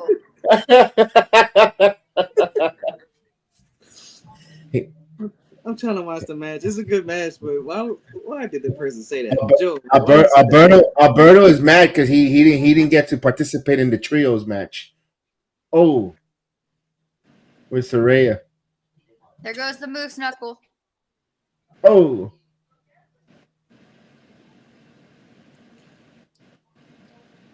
Well, hey, Elijah. Seek some help, Elijah.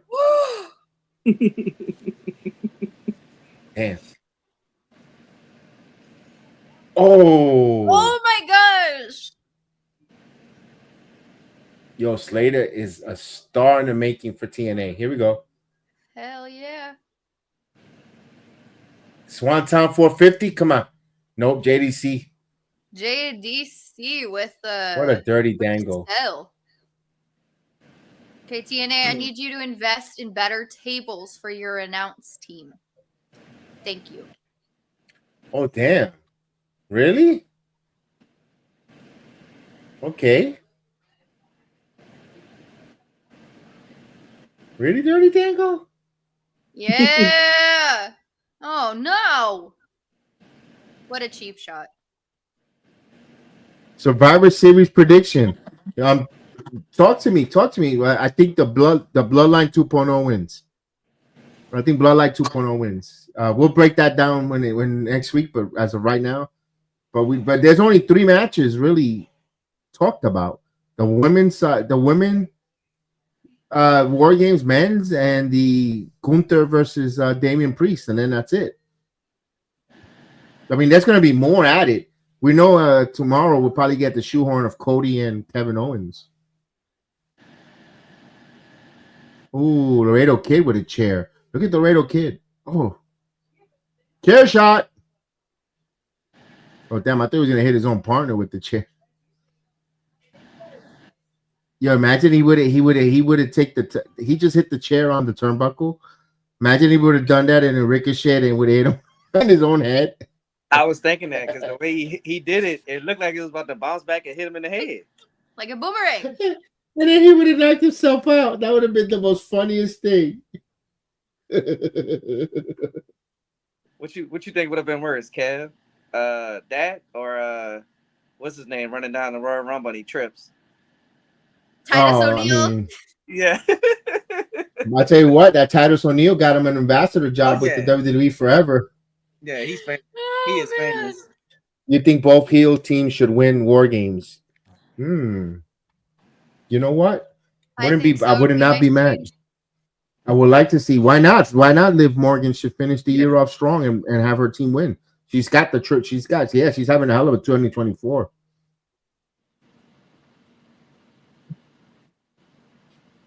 What the hell is a gravitas?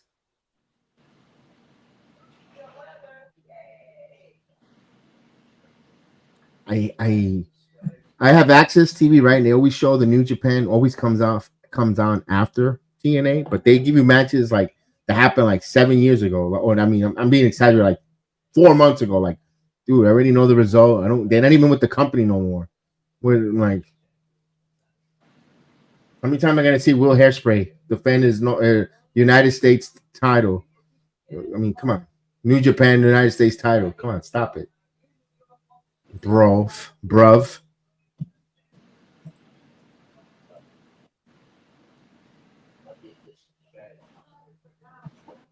He said, "Come on, guys, I need 1 more pound."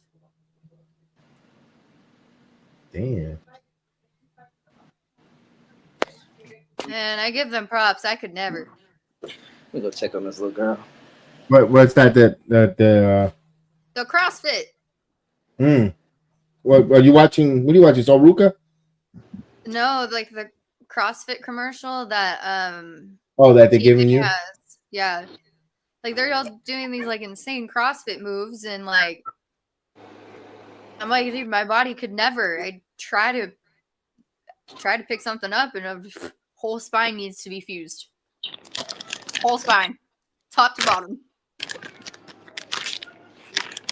The fittest on the earth is what it's called. Wow, heavy snow pouring in Disneyland in Paris today. Wow, that's a nice visual. Like real snow or that weird. No, it's Paris. So I don't know what Paris is climbing, but it looks like it's real snow. I'll send you the link. I'll send you the report. So I was gonna say LA does that like weird soapy concoction. Yeah, here too. It's like you leave and like your hair's all greasy. They do that here. You know, in Florida they don't rain. It don't snow.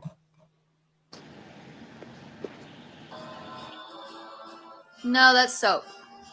Oh, that's soap? Okay. I've been there so many times. I'm like, that's too thick and clustered together to be real snow. Do you think any chance Josh Alexander stays in TNA? I kind of would like him to stay. I'd like him to.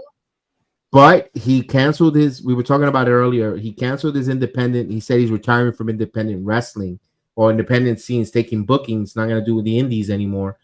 Usually that says a major company. Usually says WWE because All Elite Wrestling allows you to still have those independent bookings and stuff like that. And I don't know. At TNA, they still let him do that. So I wouldn't be surprised if he ends up WWE bound or NXT bound because remember, he was there in Toronto backstage when they were Money in the Bank for the weekend. He was there He might have made contacts. He might have talked to some, Triple H, creative, back to Pritchard, whoever. And his contract is coming up. He might be a WWE run might be in for him. You never know. He could be. I'm not saying American maybe, but a villain or against Chad Gable. Immediately, so a match between Chad Gable and Josh Alexander. That's a hell of a match.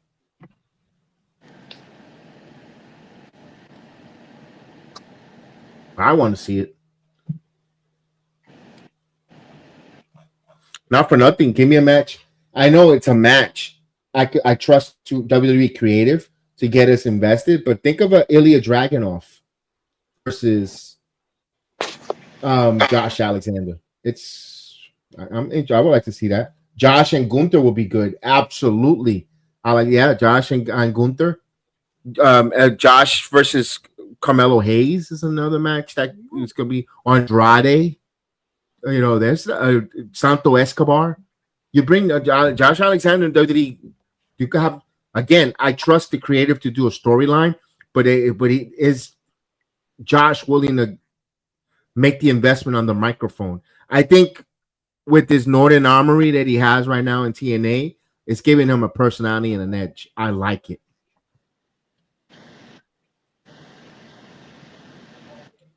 I like the heel run for Josh Alexander here.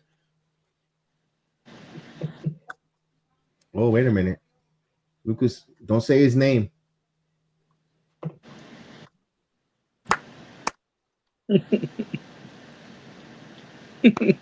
London, in Paris, in Tokyo. Somebody don't like him.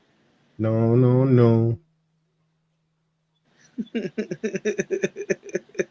Someone don't like him. She's on the bottom of the screen. She says no to Joe Hendry. Joe Hendry.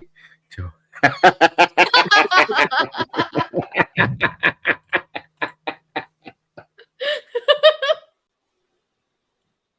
That was good. I'm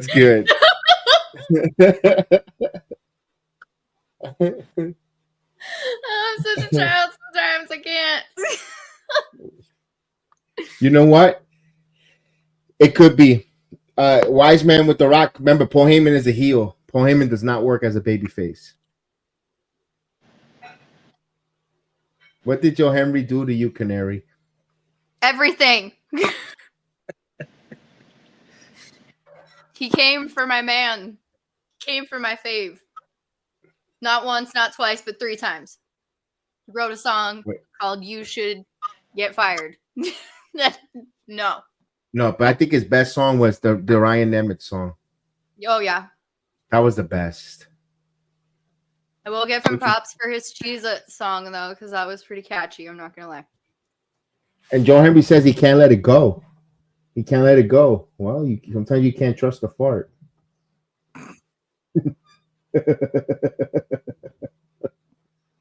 He wants to say it in a turkey costume. What are you, the gobbly goobler? WWE tried to pass a turkey. So when Hal Henry's contract is up, do you think they're... No, I think he goes to WWE. You guys are about to love my next tweet.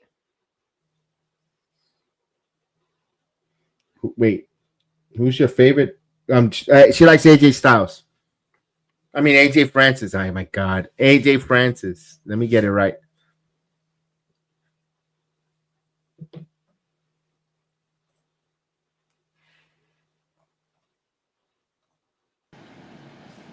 Joe Henry wants to go all the way. Wow. Take it easy, buddy. You didn't bring no flowers. You didn't bring no candy. You want to go all the way? Come on. Calm down. Hey. You guys are going to love my teeth. I saw that. You told Naja to come get your blonde mans. Come get your blonde mans right now. In Paris, in Tokyo. No, he caught up from. He's gonna I call. don't know who that girl is, but she getting down.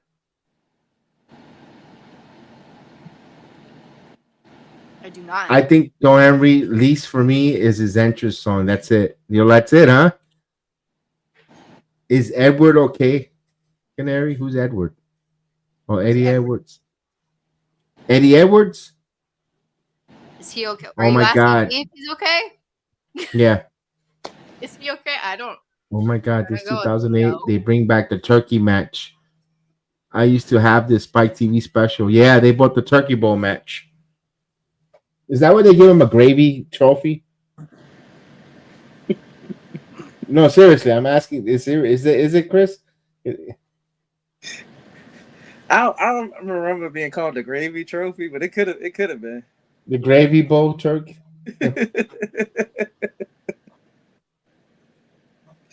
Oh, man.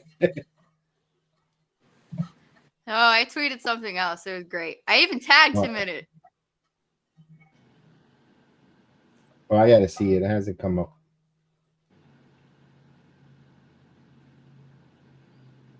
Boy, Nick Nemeth today. Oh my God, him and his partner were trying to duck off a turd on a Wednesday, on a Thursday night. They were terrible on the radio.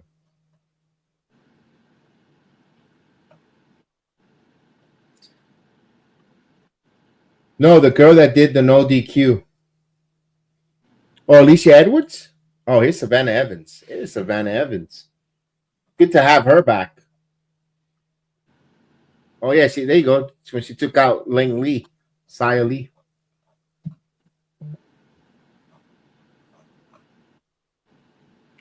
Man, we should I think we should rank the TNA women's. Look at this.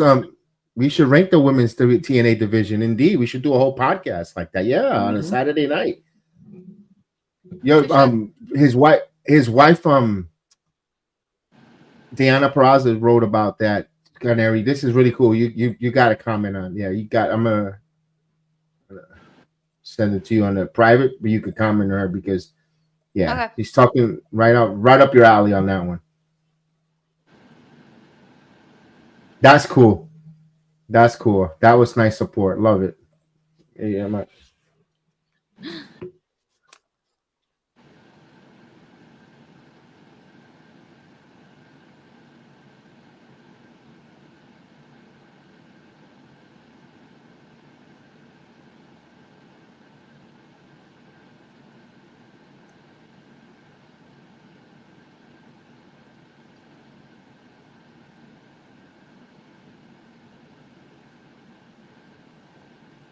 That's cool.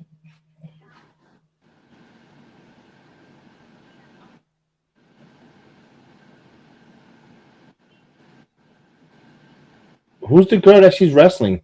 I didn't get her name. I was looking at the That's Brittany Jade. Okay, Brittany Jade.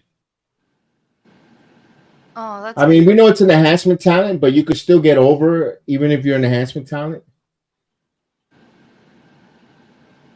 Yeah, you can, because enhancement talent is, it's kind of like background people for WWE. The better you are enhancement wise, the more there'll be more eyes on you, the more people are going to be interested in you.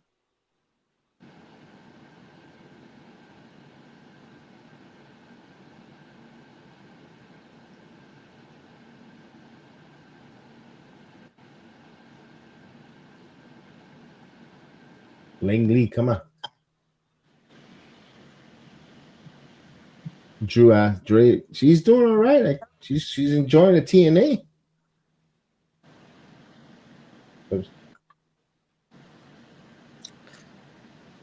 Yeah, it looks like her doing pretty good too.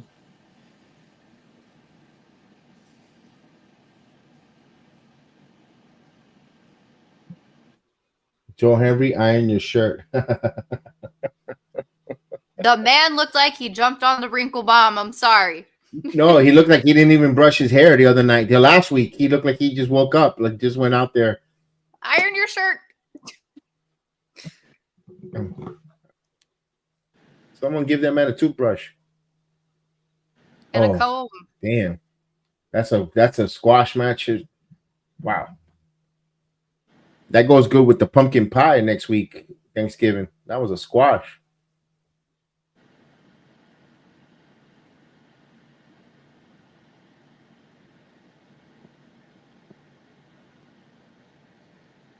They need to bring Vidal. Remember Vidal Yep. and Sonny Kiss.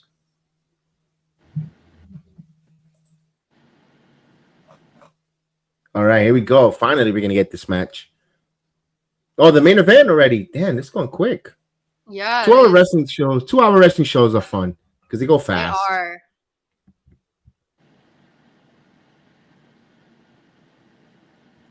Oh, we on commercial break now.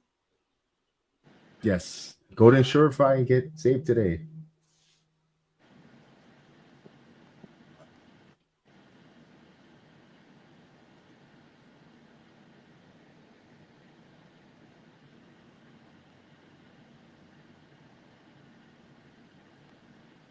I wanted to see Sammy Callahan, man. No Sammy. I wanted to see the Death God. Let's go.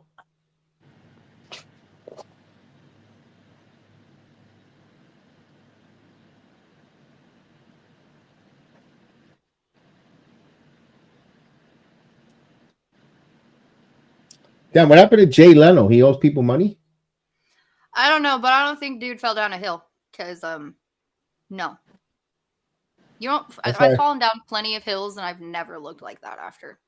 That's why I asked if he owes people money. I think he might, or Okay. he. Actually, I'm going to stop myself there. He told a few bad jokes. Yeah. A few marks. I heard he wanted to come back to late night, and Stephen Colbert met him outside. Oh no. Him, Jimmy Fallon, Conan O'Brien, Steve Colbert, they all jumped him. Seth Meyers. This is a good question you're asking me here. Where do we rank Impact from the other weekly show? I'm going right there with the top 4.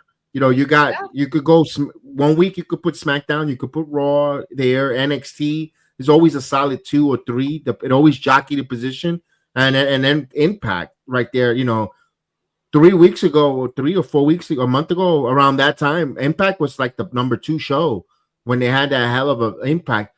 The one caveat that hurts Impact Wrestling, be honest with you, they're taped. Thankfully, starting January, there are going to be some live ones. I don't know if it's going to be every Thursday night, but they're going to be live, which is another big plus because you want to see live action from TNA. So, but other than that, it's been a really good. They're not bad. They go more smoother. They let things breathe and let things, you know, even if you don't like it or if you're not invested, but they let it breathe to the next segment. They don't jam, you know, everything in one shot. Like or AEW, they want to jam it, go to the next thing. No, they let things breathe a little bit here.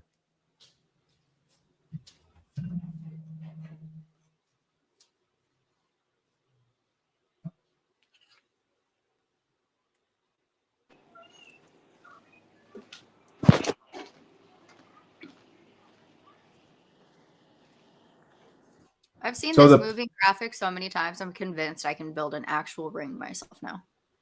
You could ring it.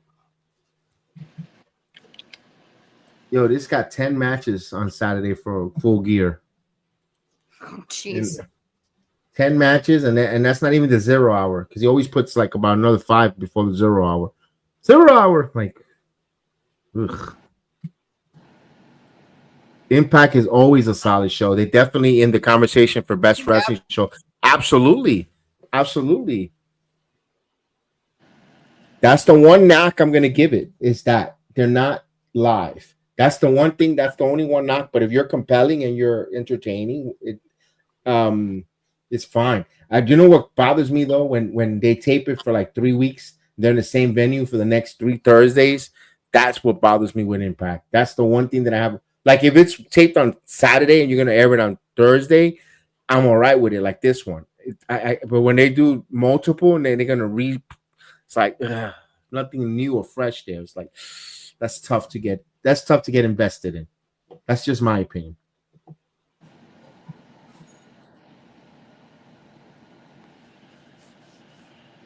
We still got commercial.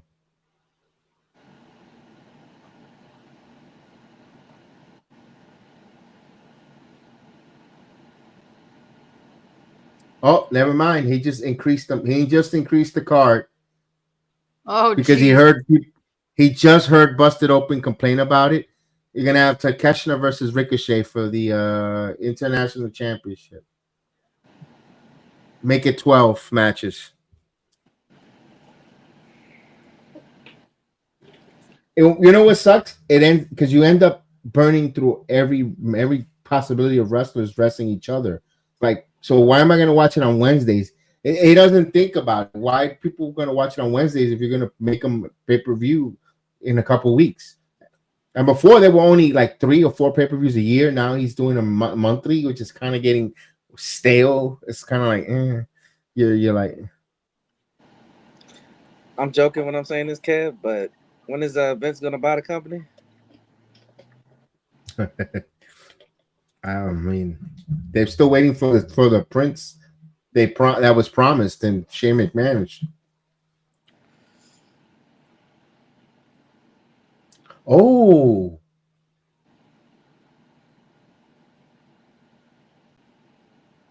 Yes, the knockouts title is 2 out of 3 rematch.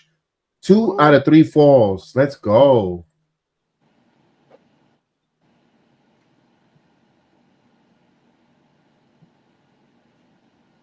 And they only have they have 2 women's matches. What do you say? Only 1 women's match.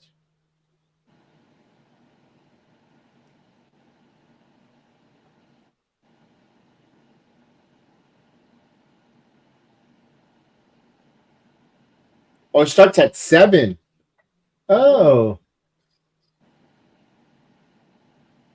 All right, 2 out of 3 falls. Slamovich versus Grace. Nick Nemeth versus Eddie Edwards. I'll be surprised if Eddie Edwards beats Nick Nemeth. Moose versus Laredo Kid. Is that really pay-per-view work? Josh Alexander, Steve Macklin, no DQ match. All right. Mike Santana, Frankie Kazarian. That's gonna be good. The Thanksgiving Turkey Bowl. Joe Henry, Eric Young, Hammerstone, PCO, Brian Myers, and John Skyler.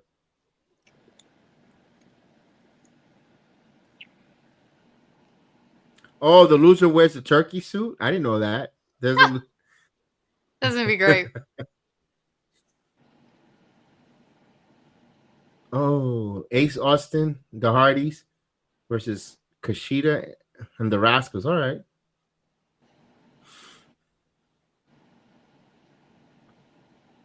Oh, here's Jake something.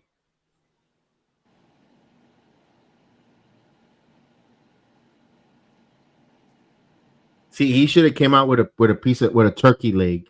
Just the other one should come out with it. Yeah.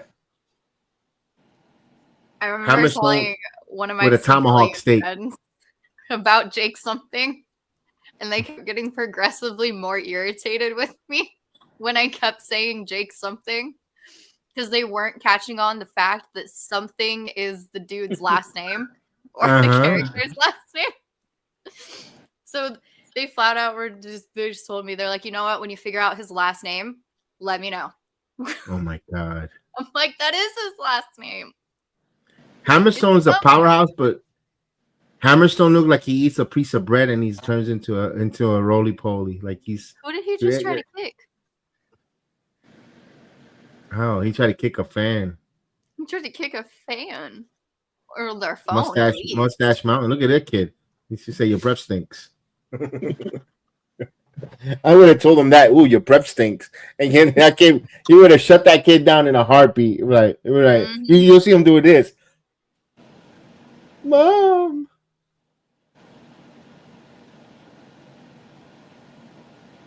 Santa Claus is in the ring. Hey, Tyler Bates. That's the same thing Tyler Bates doing in NXT. A B C. A B C. Oh, that's dope. BC. Yeah.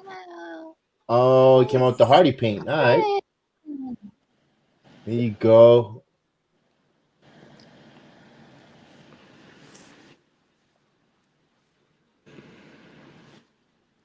Help support Chris Bay. Oh.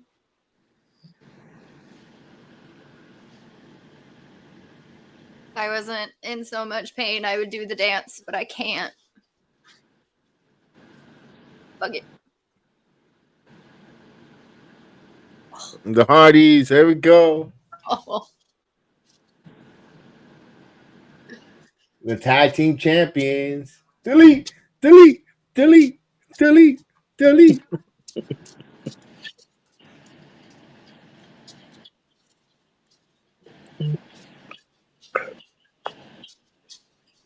The Hardys. Hardys. Hardys. Oh, that's right. They're in their home state. I like that. We're the creatures. When him sitting on like Abraham Lincoln on the Lincoln Memorial. Yeah, that's kind of dope. That's dope. That was cool. Dun, dun, dun.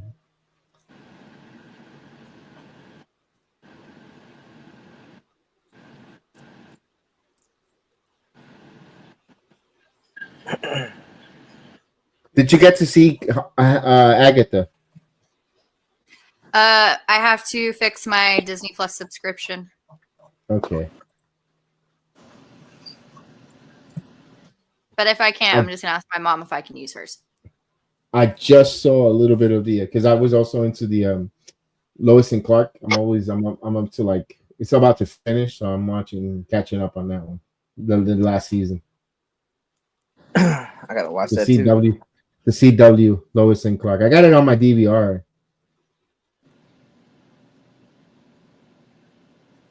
I actually watched 2 episodes yesterday around 6 o'clock, and then after like around when it finished around 8, fast forwarding, I went. That's when I was like, okay, I think I go to bed now. I don't have to stream. I could go to sleep early.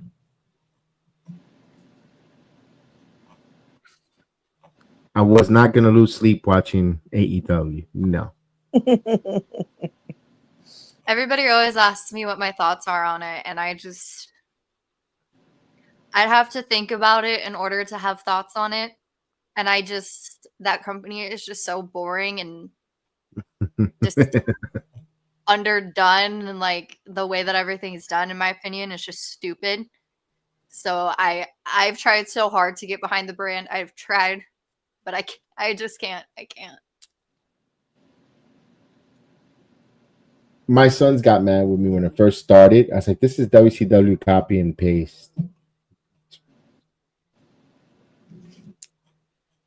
I agree.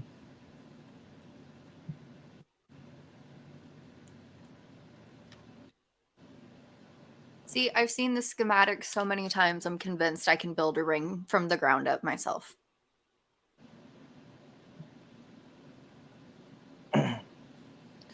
Well, Drew says hi, Canary. Who? Drew. Hi, Drew. Oh, hi, Jerome.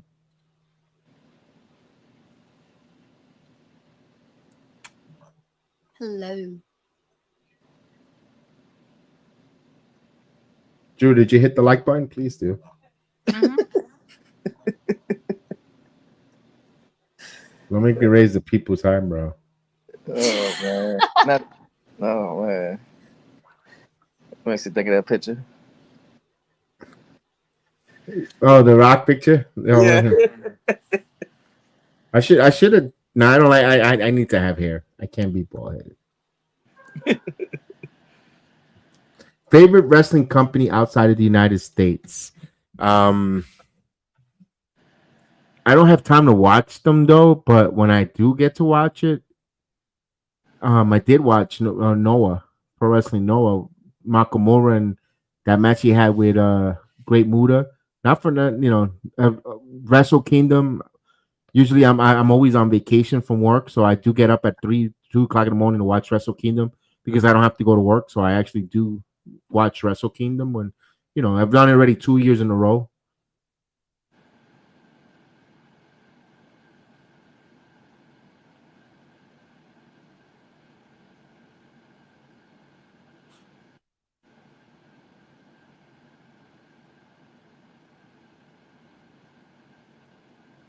Who do you like? Who do you like outside of the US? New Japan as well.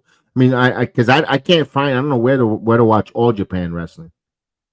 I know they're around, but I wouldn't know. I wouldn't even know where the hell to see that. Someone told me a while ago where I can find it, but I haven't ever since I watched Stardom Mercedes and Marigold. match. I can't. I don't know where to watch it either. Those I would like to see. I would like to see Stardom and Marigold. I do. I kind of before Marigold went on, they were doing good stuff in Stardom. When I was hearing about Julie, I was hearing about Stephanie Vicure, I was hearing about these other late Megan Bain, and I wanted to see but I just didn't know where.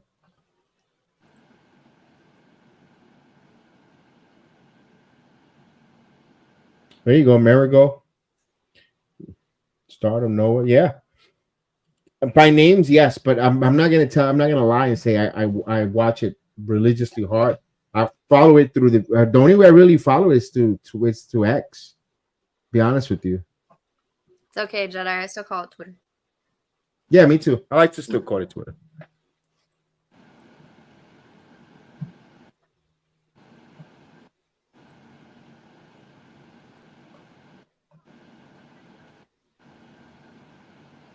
Oh my God! Look at this. I love it. That Drain Maker is the biggest shill when it comes to AEW. Ricochet versus Ricochet due to the massive fan demands, it's been added to the card. Let's go. Even Ricochet reposted. Ricochet be looking at the comments of people. Dude, he's the Kevin Durant of wrestling, bro. Yeah. Yes, you're right on that one. Yes, very sensitive. Yeah.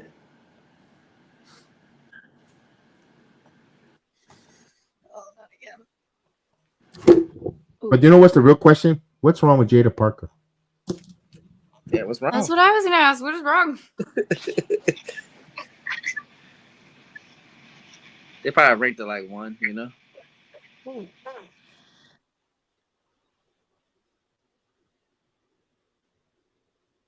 I don't know, man. I don't like some of those takes. I really don't. I don't agree with them, but that's their takes. I don't agree with them. I don't agree, but that's their opinion on their takes. I'm pretty sure they don't agree with us. There's a podcast writing that we're friends with that collaborates with us or part of that is saying that something's wrong with Jada Parker. I don't know. I guess it's a video you have to watch if their cameras are on.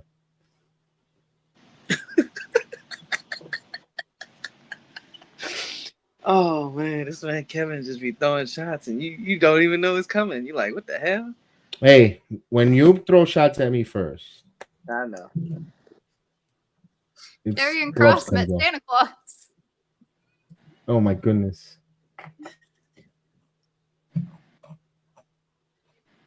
I give Jeff so much props though for wrestling in that face paint for so many years. I'd go blind. Yeah, that's a lot of paint mask. At least the Warrior, by the time the match, before he runs down the ring, it's starting to come off. Not to mention he wrestled with his hair down too. Yeah, and he shakes the ropes and the paint was already coming off.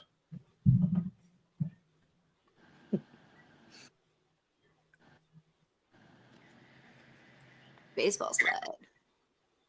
Oh, is he okay?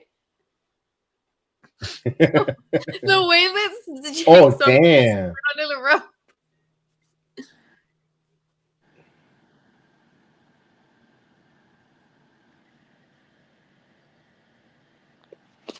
Yo, that referee's got a big head. Holy crap. We got lipstick, we got carrot. Now this is big head. Big head. It's Beavis. Yeah, He does. He looks like Beavis. Beavis got a job as a referee. He does. Cool one. It's Beavis. Now where's Butthead? That was cool. That was cool. See, look, guys, I told you my commentary is amazing. There you go.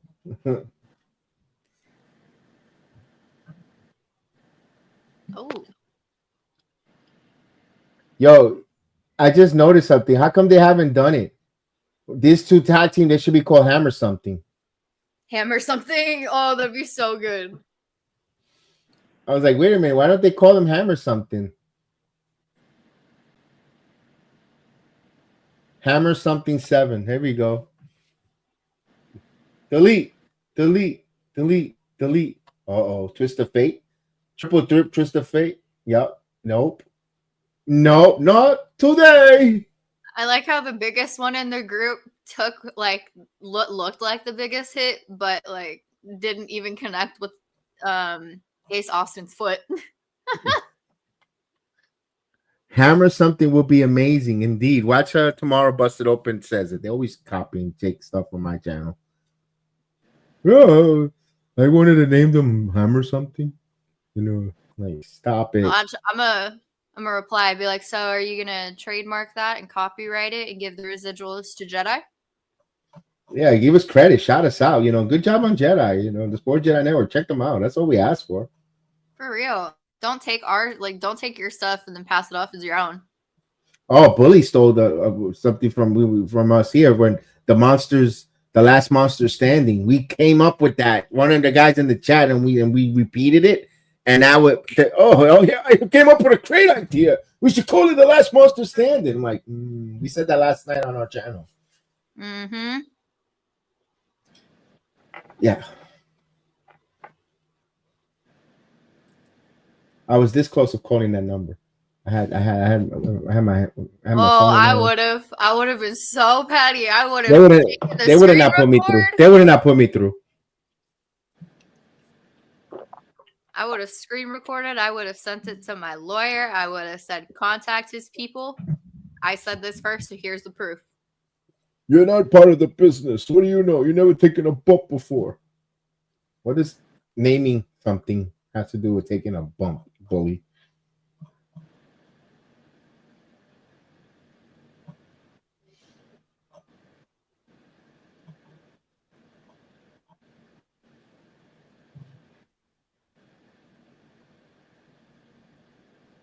Damn, Jake something is just a powerhouse, man.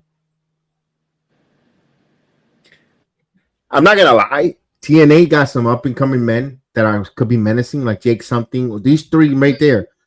I wish we had half of them, something similar to that in NXT for the men.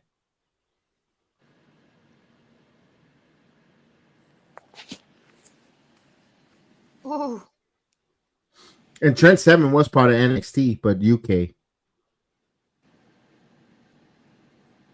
And they released him when they joined both of them. He got released. He didn't even make it to the North American NXT 2.0. He was injured though. He was injured. Part of Mustache Mountain.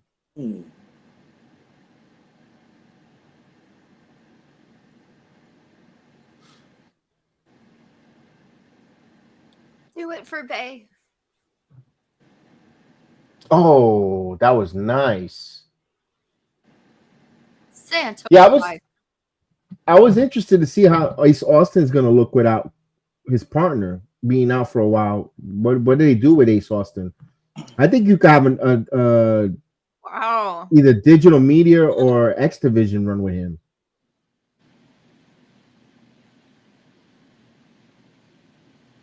Yeah, because if the injury's with his neck, he's gonna be out for a long time. Do they dare to bring another member since it's Bullet Club? I mean, the woman has been carrying NXT. What do you think is going to be thrown? That's a good one. I don't know if they're going to.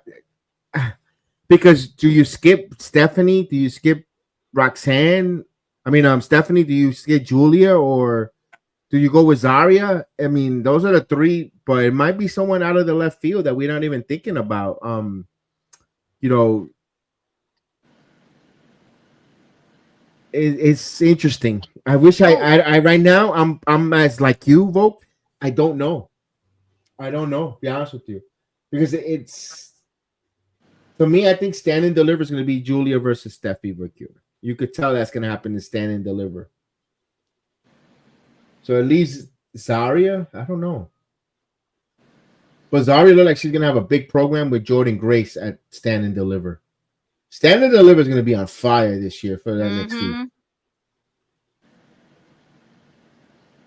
Possibly Trick Williams' last match before going to the main roster.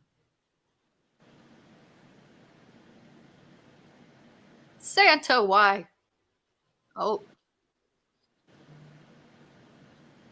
You think Julia dethrones Roxanne in their rematch? You might be right, and then that sets up Julia versus Steffi for the world title at Stand and Deliver. I hope they don't go triple threat though. Ugh. That sounds like a WWE thing. Yeah.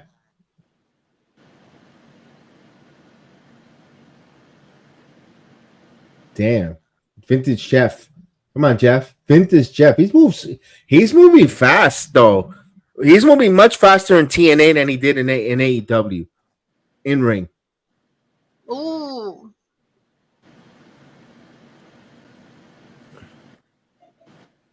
Oh, Thanksgiving special next week. We won't be doing Impact next week though. We will not, because we're going to be doing Turning Point. Because I'm going to be knee deep in turkey and falling asleep on the couch.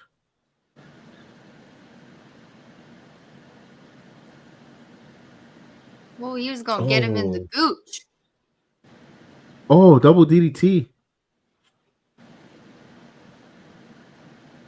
Delete.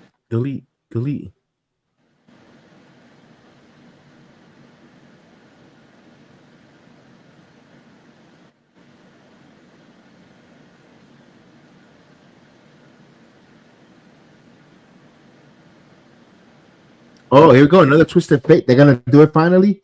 Twist of Fate. They got it.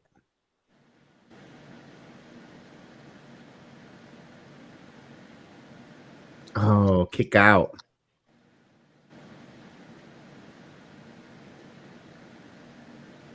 I don't know. Bring it on. I think Ace Austin fits really well with the Hardys. He does. He fits seamlessly.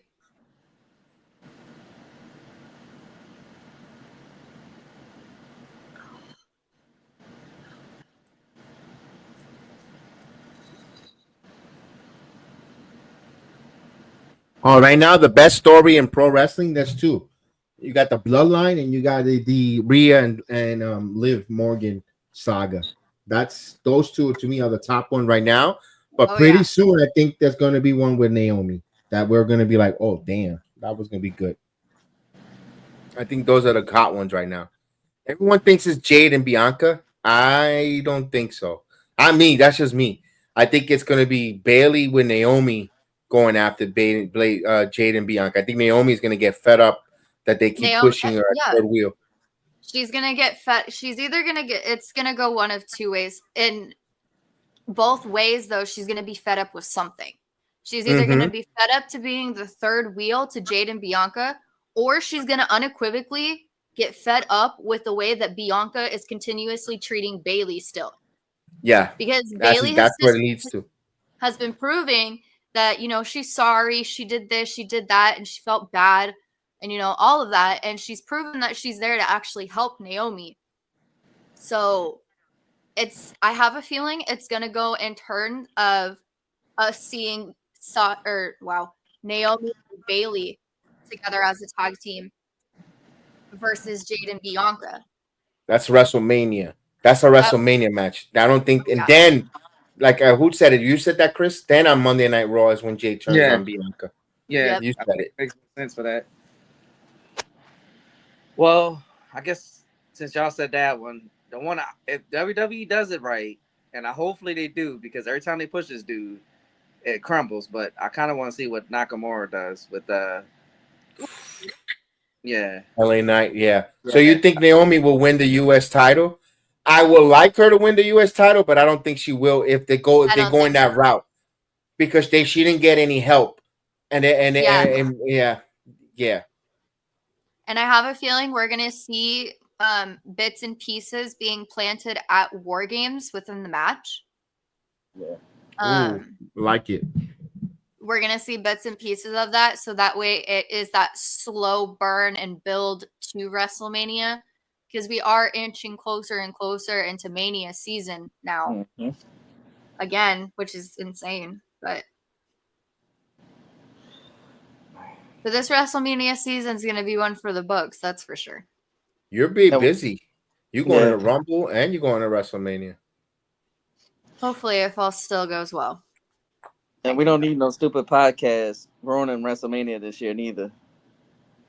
Well, LaGreca wears a pink robe. Maybe maybe I wear a golden thong and they'll change it to The Rock winning the title.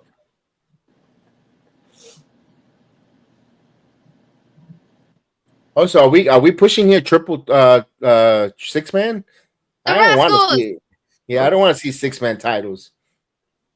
Oh man, no. I hope not. I don't want to see that. No. How it did? Look how good it did with AEW. I mean, they got two sets of 6-man tags. No. I like his shorts though; those are cool. Oh, they're gonna fight each other at Turning Point. Okay. Mm-hmm. With Kushida, the time traveler, time skipper. Look at that. Look at that, Canary. One more time, I see the ring going. You know what? I'm going to start doing that. I'm going to put that next week when we do, or not next week. Yeah, when we do the Turning Point, I'm going to have the ring going in circles behind us. So you can build it. If they build it, they will come. You'll see the progression.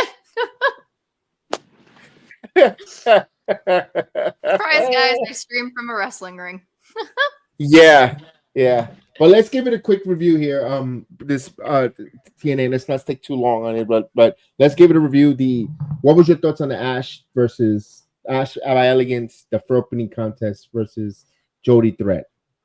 I give that match a 6 out of 10, just because I feel like if the crowd was behind her just a little bit more, it would have made for that more high stakes, higher anticipation type match. Like, who's it going to go? Is it going to go to her? Is it going to go to Ash? Who's it going to go to? I think that if the crowd gets behind her a little bit more, it'll be easier for me to like her matches. But since there's little to no reaction to her, it's hard for me.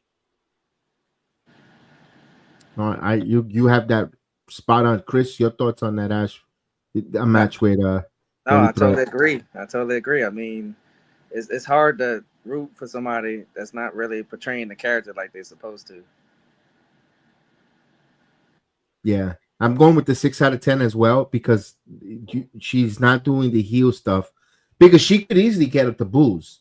She could easily get the boos. It's easy for you to piss off a crowd and get the crowd to get you heat, and she's not really doing it.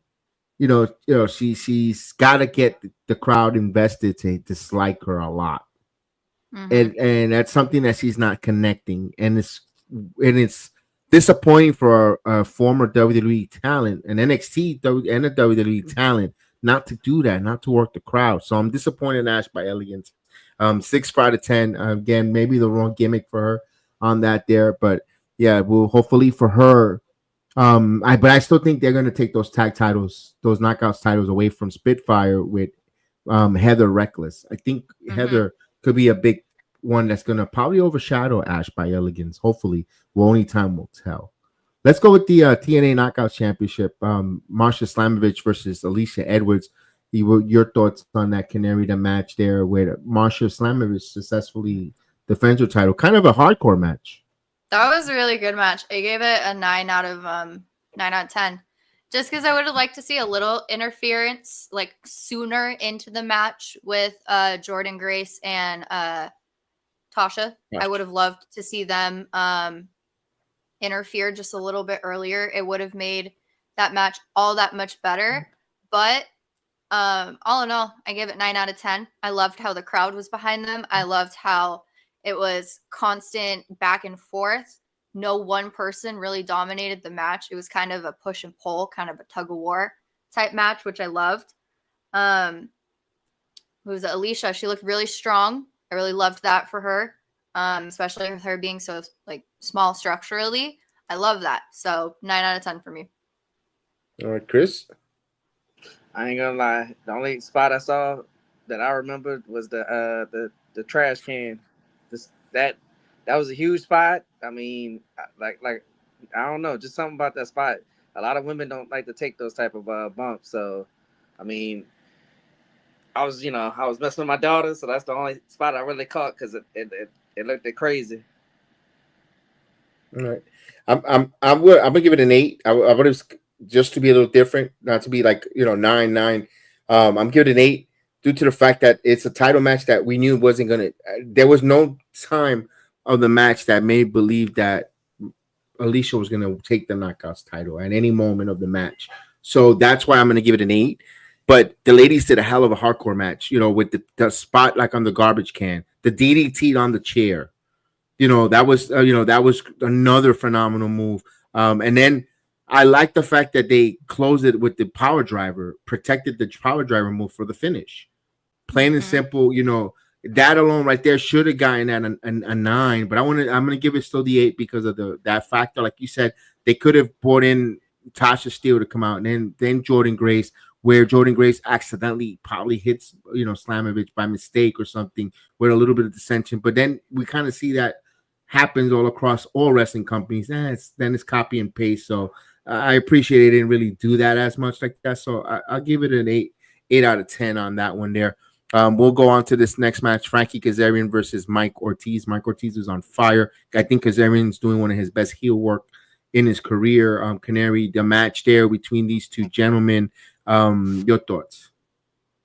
I loved the match. I think it was really great. I think both men, like Frankie's, the way that he presents himself as a heel, I like him just so much more.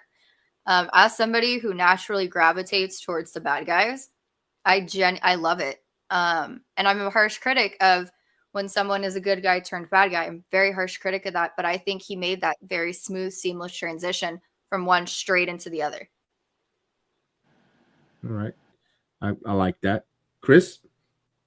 Yeah, from me being, like me watching the old TNA and seeing Frankie, this is probably one of his best works being a heel in a minute, because it's like him working as a babyface. I mean, it was all right, but him being a heel and cherishing that cup and rubbing it in people's faces, I mean, I don't know. It's something to be said that him being so, I guess seasoned, for him to work, with the young pups and stuff, and showing them how it really, needs to be done. I mean, he's doing a great job of that.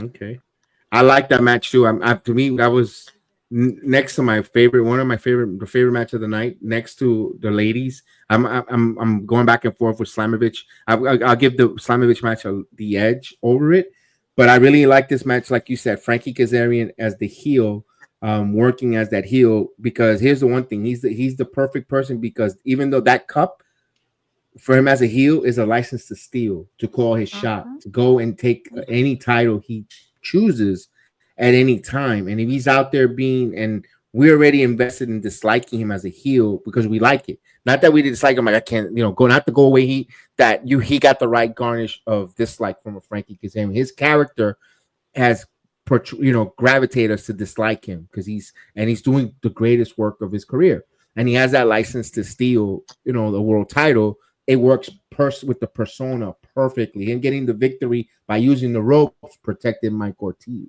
Santana.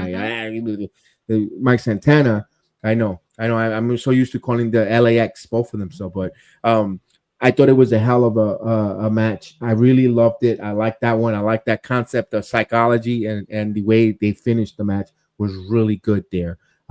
Let's go with the tag team. We had the system, Moose and Fandango, JDC, taking on Laredo Kid and Leon Slater. Leon Slater continues to ooh and ah us, and Laredo Kid, Canary, your thoughts on that match?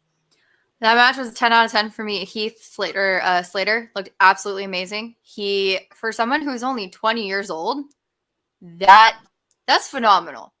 And I wish I had a better word to describe it, but that's phenomenal. Like, and then seeing Moose and JDC, also known as Fandango, I really love that because it kind of brought me back when I did watch Fandango growing up. It kind of brought me back a little bit. So it's nice to see him. It's nice to see him wrestle again, but as an adult under something completely different. He kind of just looks more free, and I love that. I think him being with the system, all in all, it's great in the match. 10 out of 10 in my opinion. Nice, very good compliment there. Chris, your thought? Yeah, I mean, again, I mean, the seasoned veterans versus the young pups. I mean, the young pups actually, you know, held their own. I mean, dude being 20 years old, I mean, that's something special because, you know, I mean, at me being 20 doing that, I couldn't see myself doing that. So, like, it was a great match. And then, you know, Moose and Fandango, I got to get used to, you know, him not being that and being that silly character of him dancing too much. I just got to get that out of my head. But it was a great match, though. I can't lie. That match also a 9 out of 10. You could even give it a 10, but I'm going to give it a 9 due to Leon Slater continues to show that Mike Bailey could leave the company, but they have another guy that could enter that X division. Young, up and coming, hungry, determined, where you could grow with TNA for the foreseeable future. Good job there with him. Laredo Kid, another one who does a hell of a match, put on a match. You know, they have a little bit of variety, a little bit of different stuff. Moose, the powerhouse, wrestling with the power. You know, and then you had JDC, who was the worker in the tag team match. He was the one in there working with the teams. Moose, the powerhouse, and the hot tag. You know, with the tag, you know, so the psychology of the tag team wrestling was done perfectly. Those moves on the outside from Leon Slater. This match was very fun, very entertaining. So far, it was really good. I really enjoyed it too. That was another match that you could easily put a match of the night as well. But again, I'm going with Slamovich and Lacey Edwards. You know, because you know some people some people don't like women's wrestling, but this person here does. You know, we appreciate their work on there. Let me go to this next one here, which let's go to the main event. You know, the triple threat main event. The Hardys, Ace Austin taking on, you know, the challengers of Hammer Something and Mustache Mountain. What's your thoughts, Canary? I loved the match just because the one from Mustache Mountain, he will always and forever remind me of Santa Claus, just more jacked. So that's why periodically you'd hear me scream, Santa, why? Santa, no. Put him down. Just all in all seriousness, I thought the match was great. I loved that the Hardys and Ace Austin were able to pick up the win ultimately. I love that the Rascals got involved in some capacity. Huge fan of the Rascals, so I love that they got involved. But I give the match a 9 out of 10 for me. All right, Chris.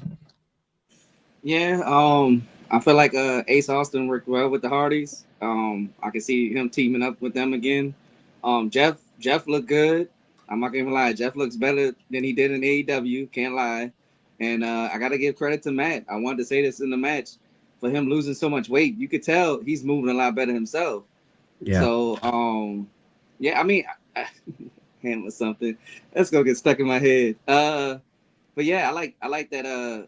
You know, they got the win, and I like that. You know, the Radicals came out, and yeah. All right, and me, that was also a really good 8.5 match. It was good. It was fun. It was a way to close out the show in North Carolina in their home city. The home state, you know, they're in their home state. They're at home. Gave the fans what they wanted. You know, Ace Austin teaming with them. You know, the double, you know, twist of faith, the triple twist of faith there. You know, the moves, the outset. Jeff Hardy continues to move faster and quicker, lighter, better than he looked in AEW. Those close plunges that they're, you know, that means that the both Hardy boys, not Hardy men now, they're serious in their conditioning, keeping their body in great, impeccable shape with the right treatment. They, like you said, dropping down in weight. That they know that this is their last final run, and they're trying to go out with a bang. So I appreciate that from the Hardys on that there. So yeah, that was a good way to close it out. And honorable mentions, we didn't mention what's her name? Savannah Evans. It was just a quick squash match. That's why we didn't rate it. It is what it was. It was her being repackaged, reintroduced, coming back from injury, and it was just a quick match. It was wham bang. Thank you, man. Nothing really much to break down there with her on that there. But I wanted to go to Canary on this one, the Steve Macklin promo. Your thoughts on it? It touched me. It was very moving. It was very real. It was very raw. It kind of makes you open your eyes up to stuff like that, just because, especially with me, I deal with chronic pain. It's not something you can see, but it's something that you can feel every single day. So for him to touch on something like that, even though it's in the terms of PTSD with veterans, I love that, because it's bringing to light, just because you can't see something doesn't mean it's not there, and doesn't mean it's not real. Doesn't mean we don't feel everything you don't feel. So it made me feel almost seen and heard in some ways. Like, okay, I'm not the only one that goes through stuff like this. Like, just, stuff like that. It was super moving. It was super touching. And as a wrestling fan and a mental health advocate myself, I very much so really love and gravitate towards stuff like that. So, Steve, 10 out of 10, 11 out of 10, honestly. Well said. Chris? Yeah, you good now, Canary? Yes, you good? Oh, let me sure. Huh? Yes. Are you good? Because you froze just at the end. Okay. Yeah. Somebody that I mean, I posted a video about this, but somebody with mental health, and my dad been in the military, so I know PD as D is real. I even suffered for that a little bit, because I got in a car accident, so like every time we would turn or something and the car comes, I'm flinching because I'm thinking the car's about to hit. So I mean, if he is suffering from that, like Canary said, like that's a real thing, and it definitely touches the heartstrings to certain people, because that can bring people in and be like, okay, what is he going through? It might be more than just wrestling. So, and I do give it a 10 out of 10 too. All right. That was an excellent segment. 10 out of 10, because we tell everyone wrestling is an escape.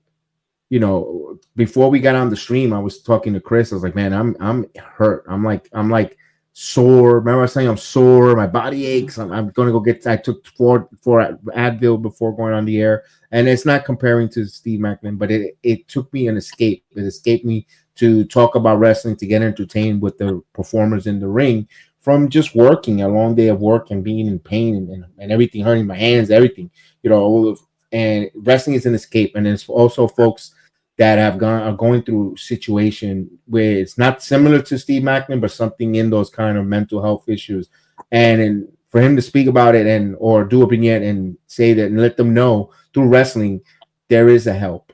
There is ways, counseling, get help, seek the help. There is an alternative you're not the only one. You're not alone. And for him to put that in wrestling, sometimes wrestling kind of, I know, say, oh, this is just scripted and all that, but it touches the heart of certain people and might help someone tonight that might say, I might need some help. And especially this time of the year of the season, where it's very, very touching, where things happen. Unfortunately, things happen, loneliness and things creep in people's minds, especially next week.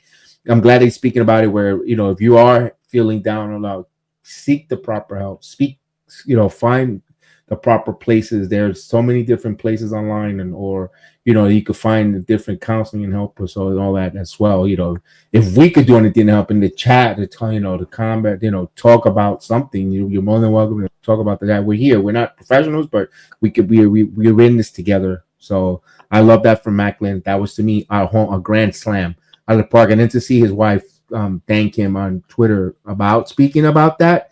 That was to me, that was the caveat. That was a grand slam with Steve Macklin on there. And well done produced. Yeah, Canary. To kind of piggyback off what you said, yes, we are always here for you guys. And yes, we may not get back to you as soon as possible. But something I will be very frank with you guys. I will be very honest with you guys. When it comes to helping you guys out, I don't have any problems with that. I have no problem taking the time listening to you guys. However, when you guys start making your problems my problems, and you guys are constantly, every single day, there's something new, that is when and the boys could be completely different on this half, but with me, that's where I'm going to cut it off, because at that point, it just feels like you're looking for problems. So with me, you guys, I will always be open with you guys, but there are like conditions and rules when it comes to talking to me about stuff that's going on, because I also have to protect my mental health at the same time right now. Yeah, well said.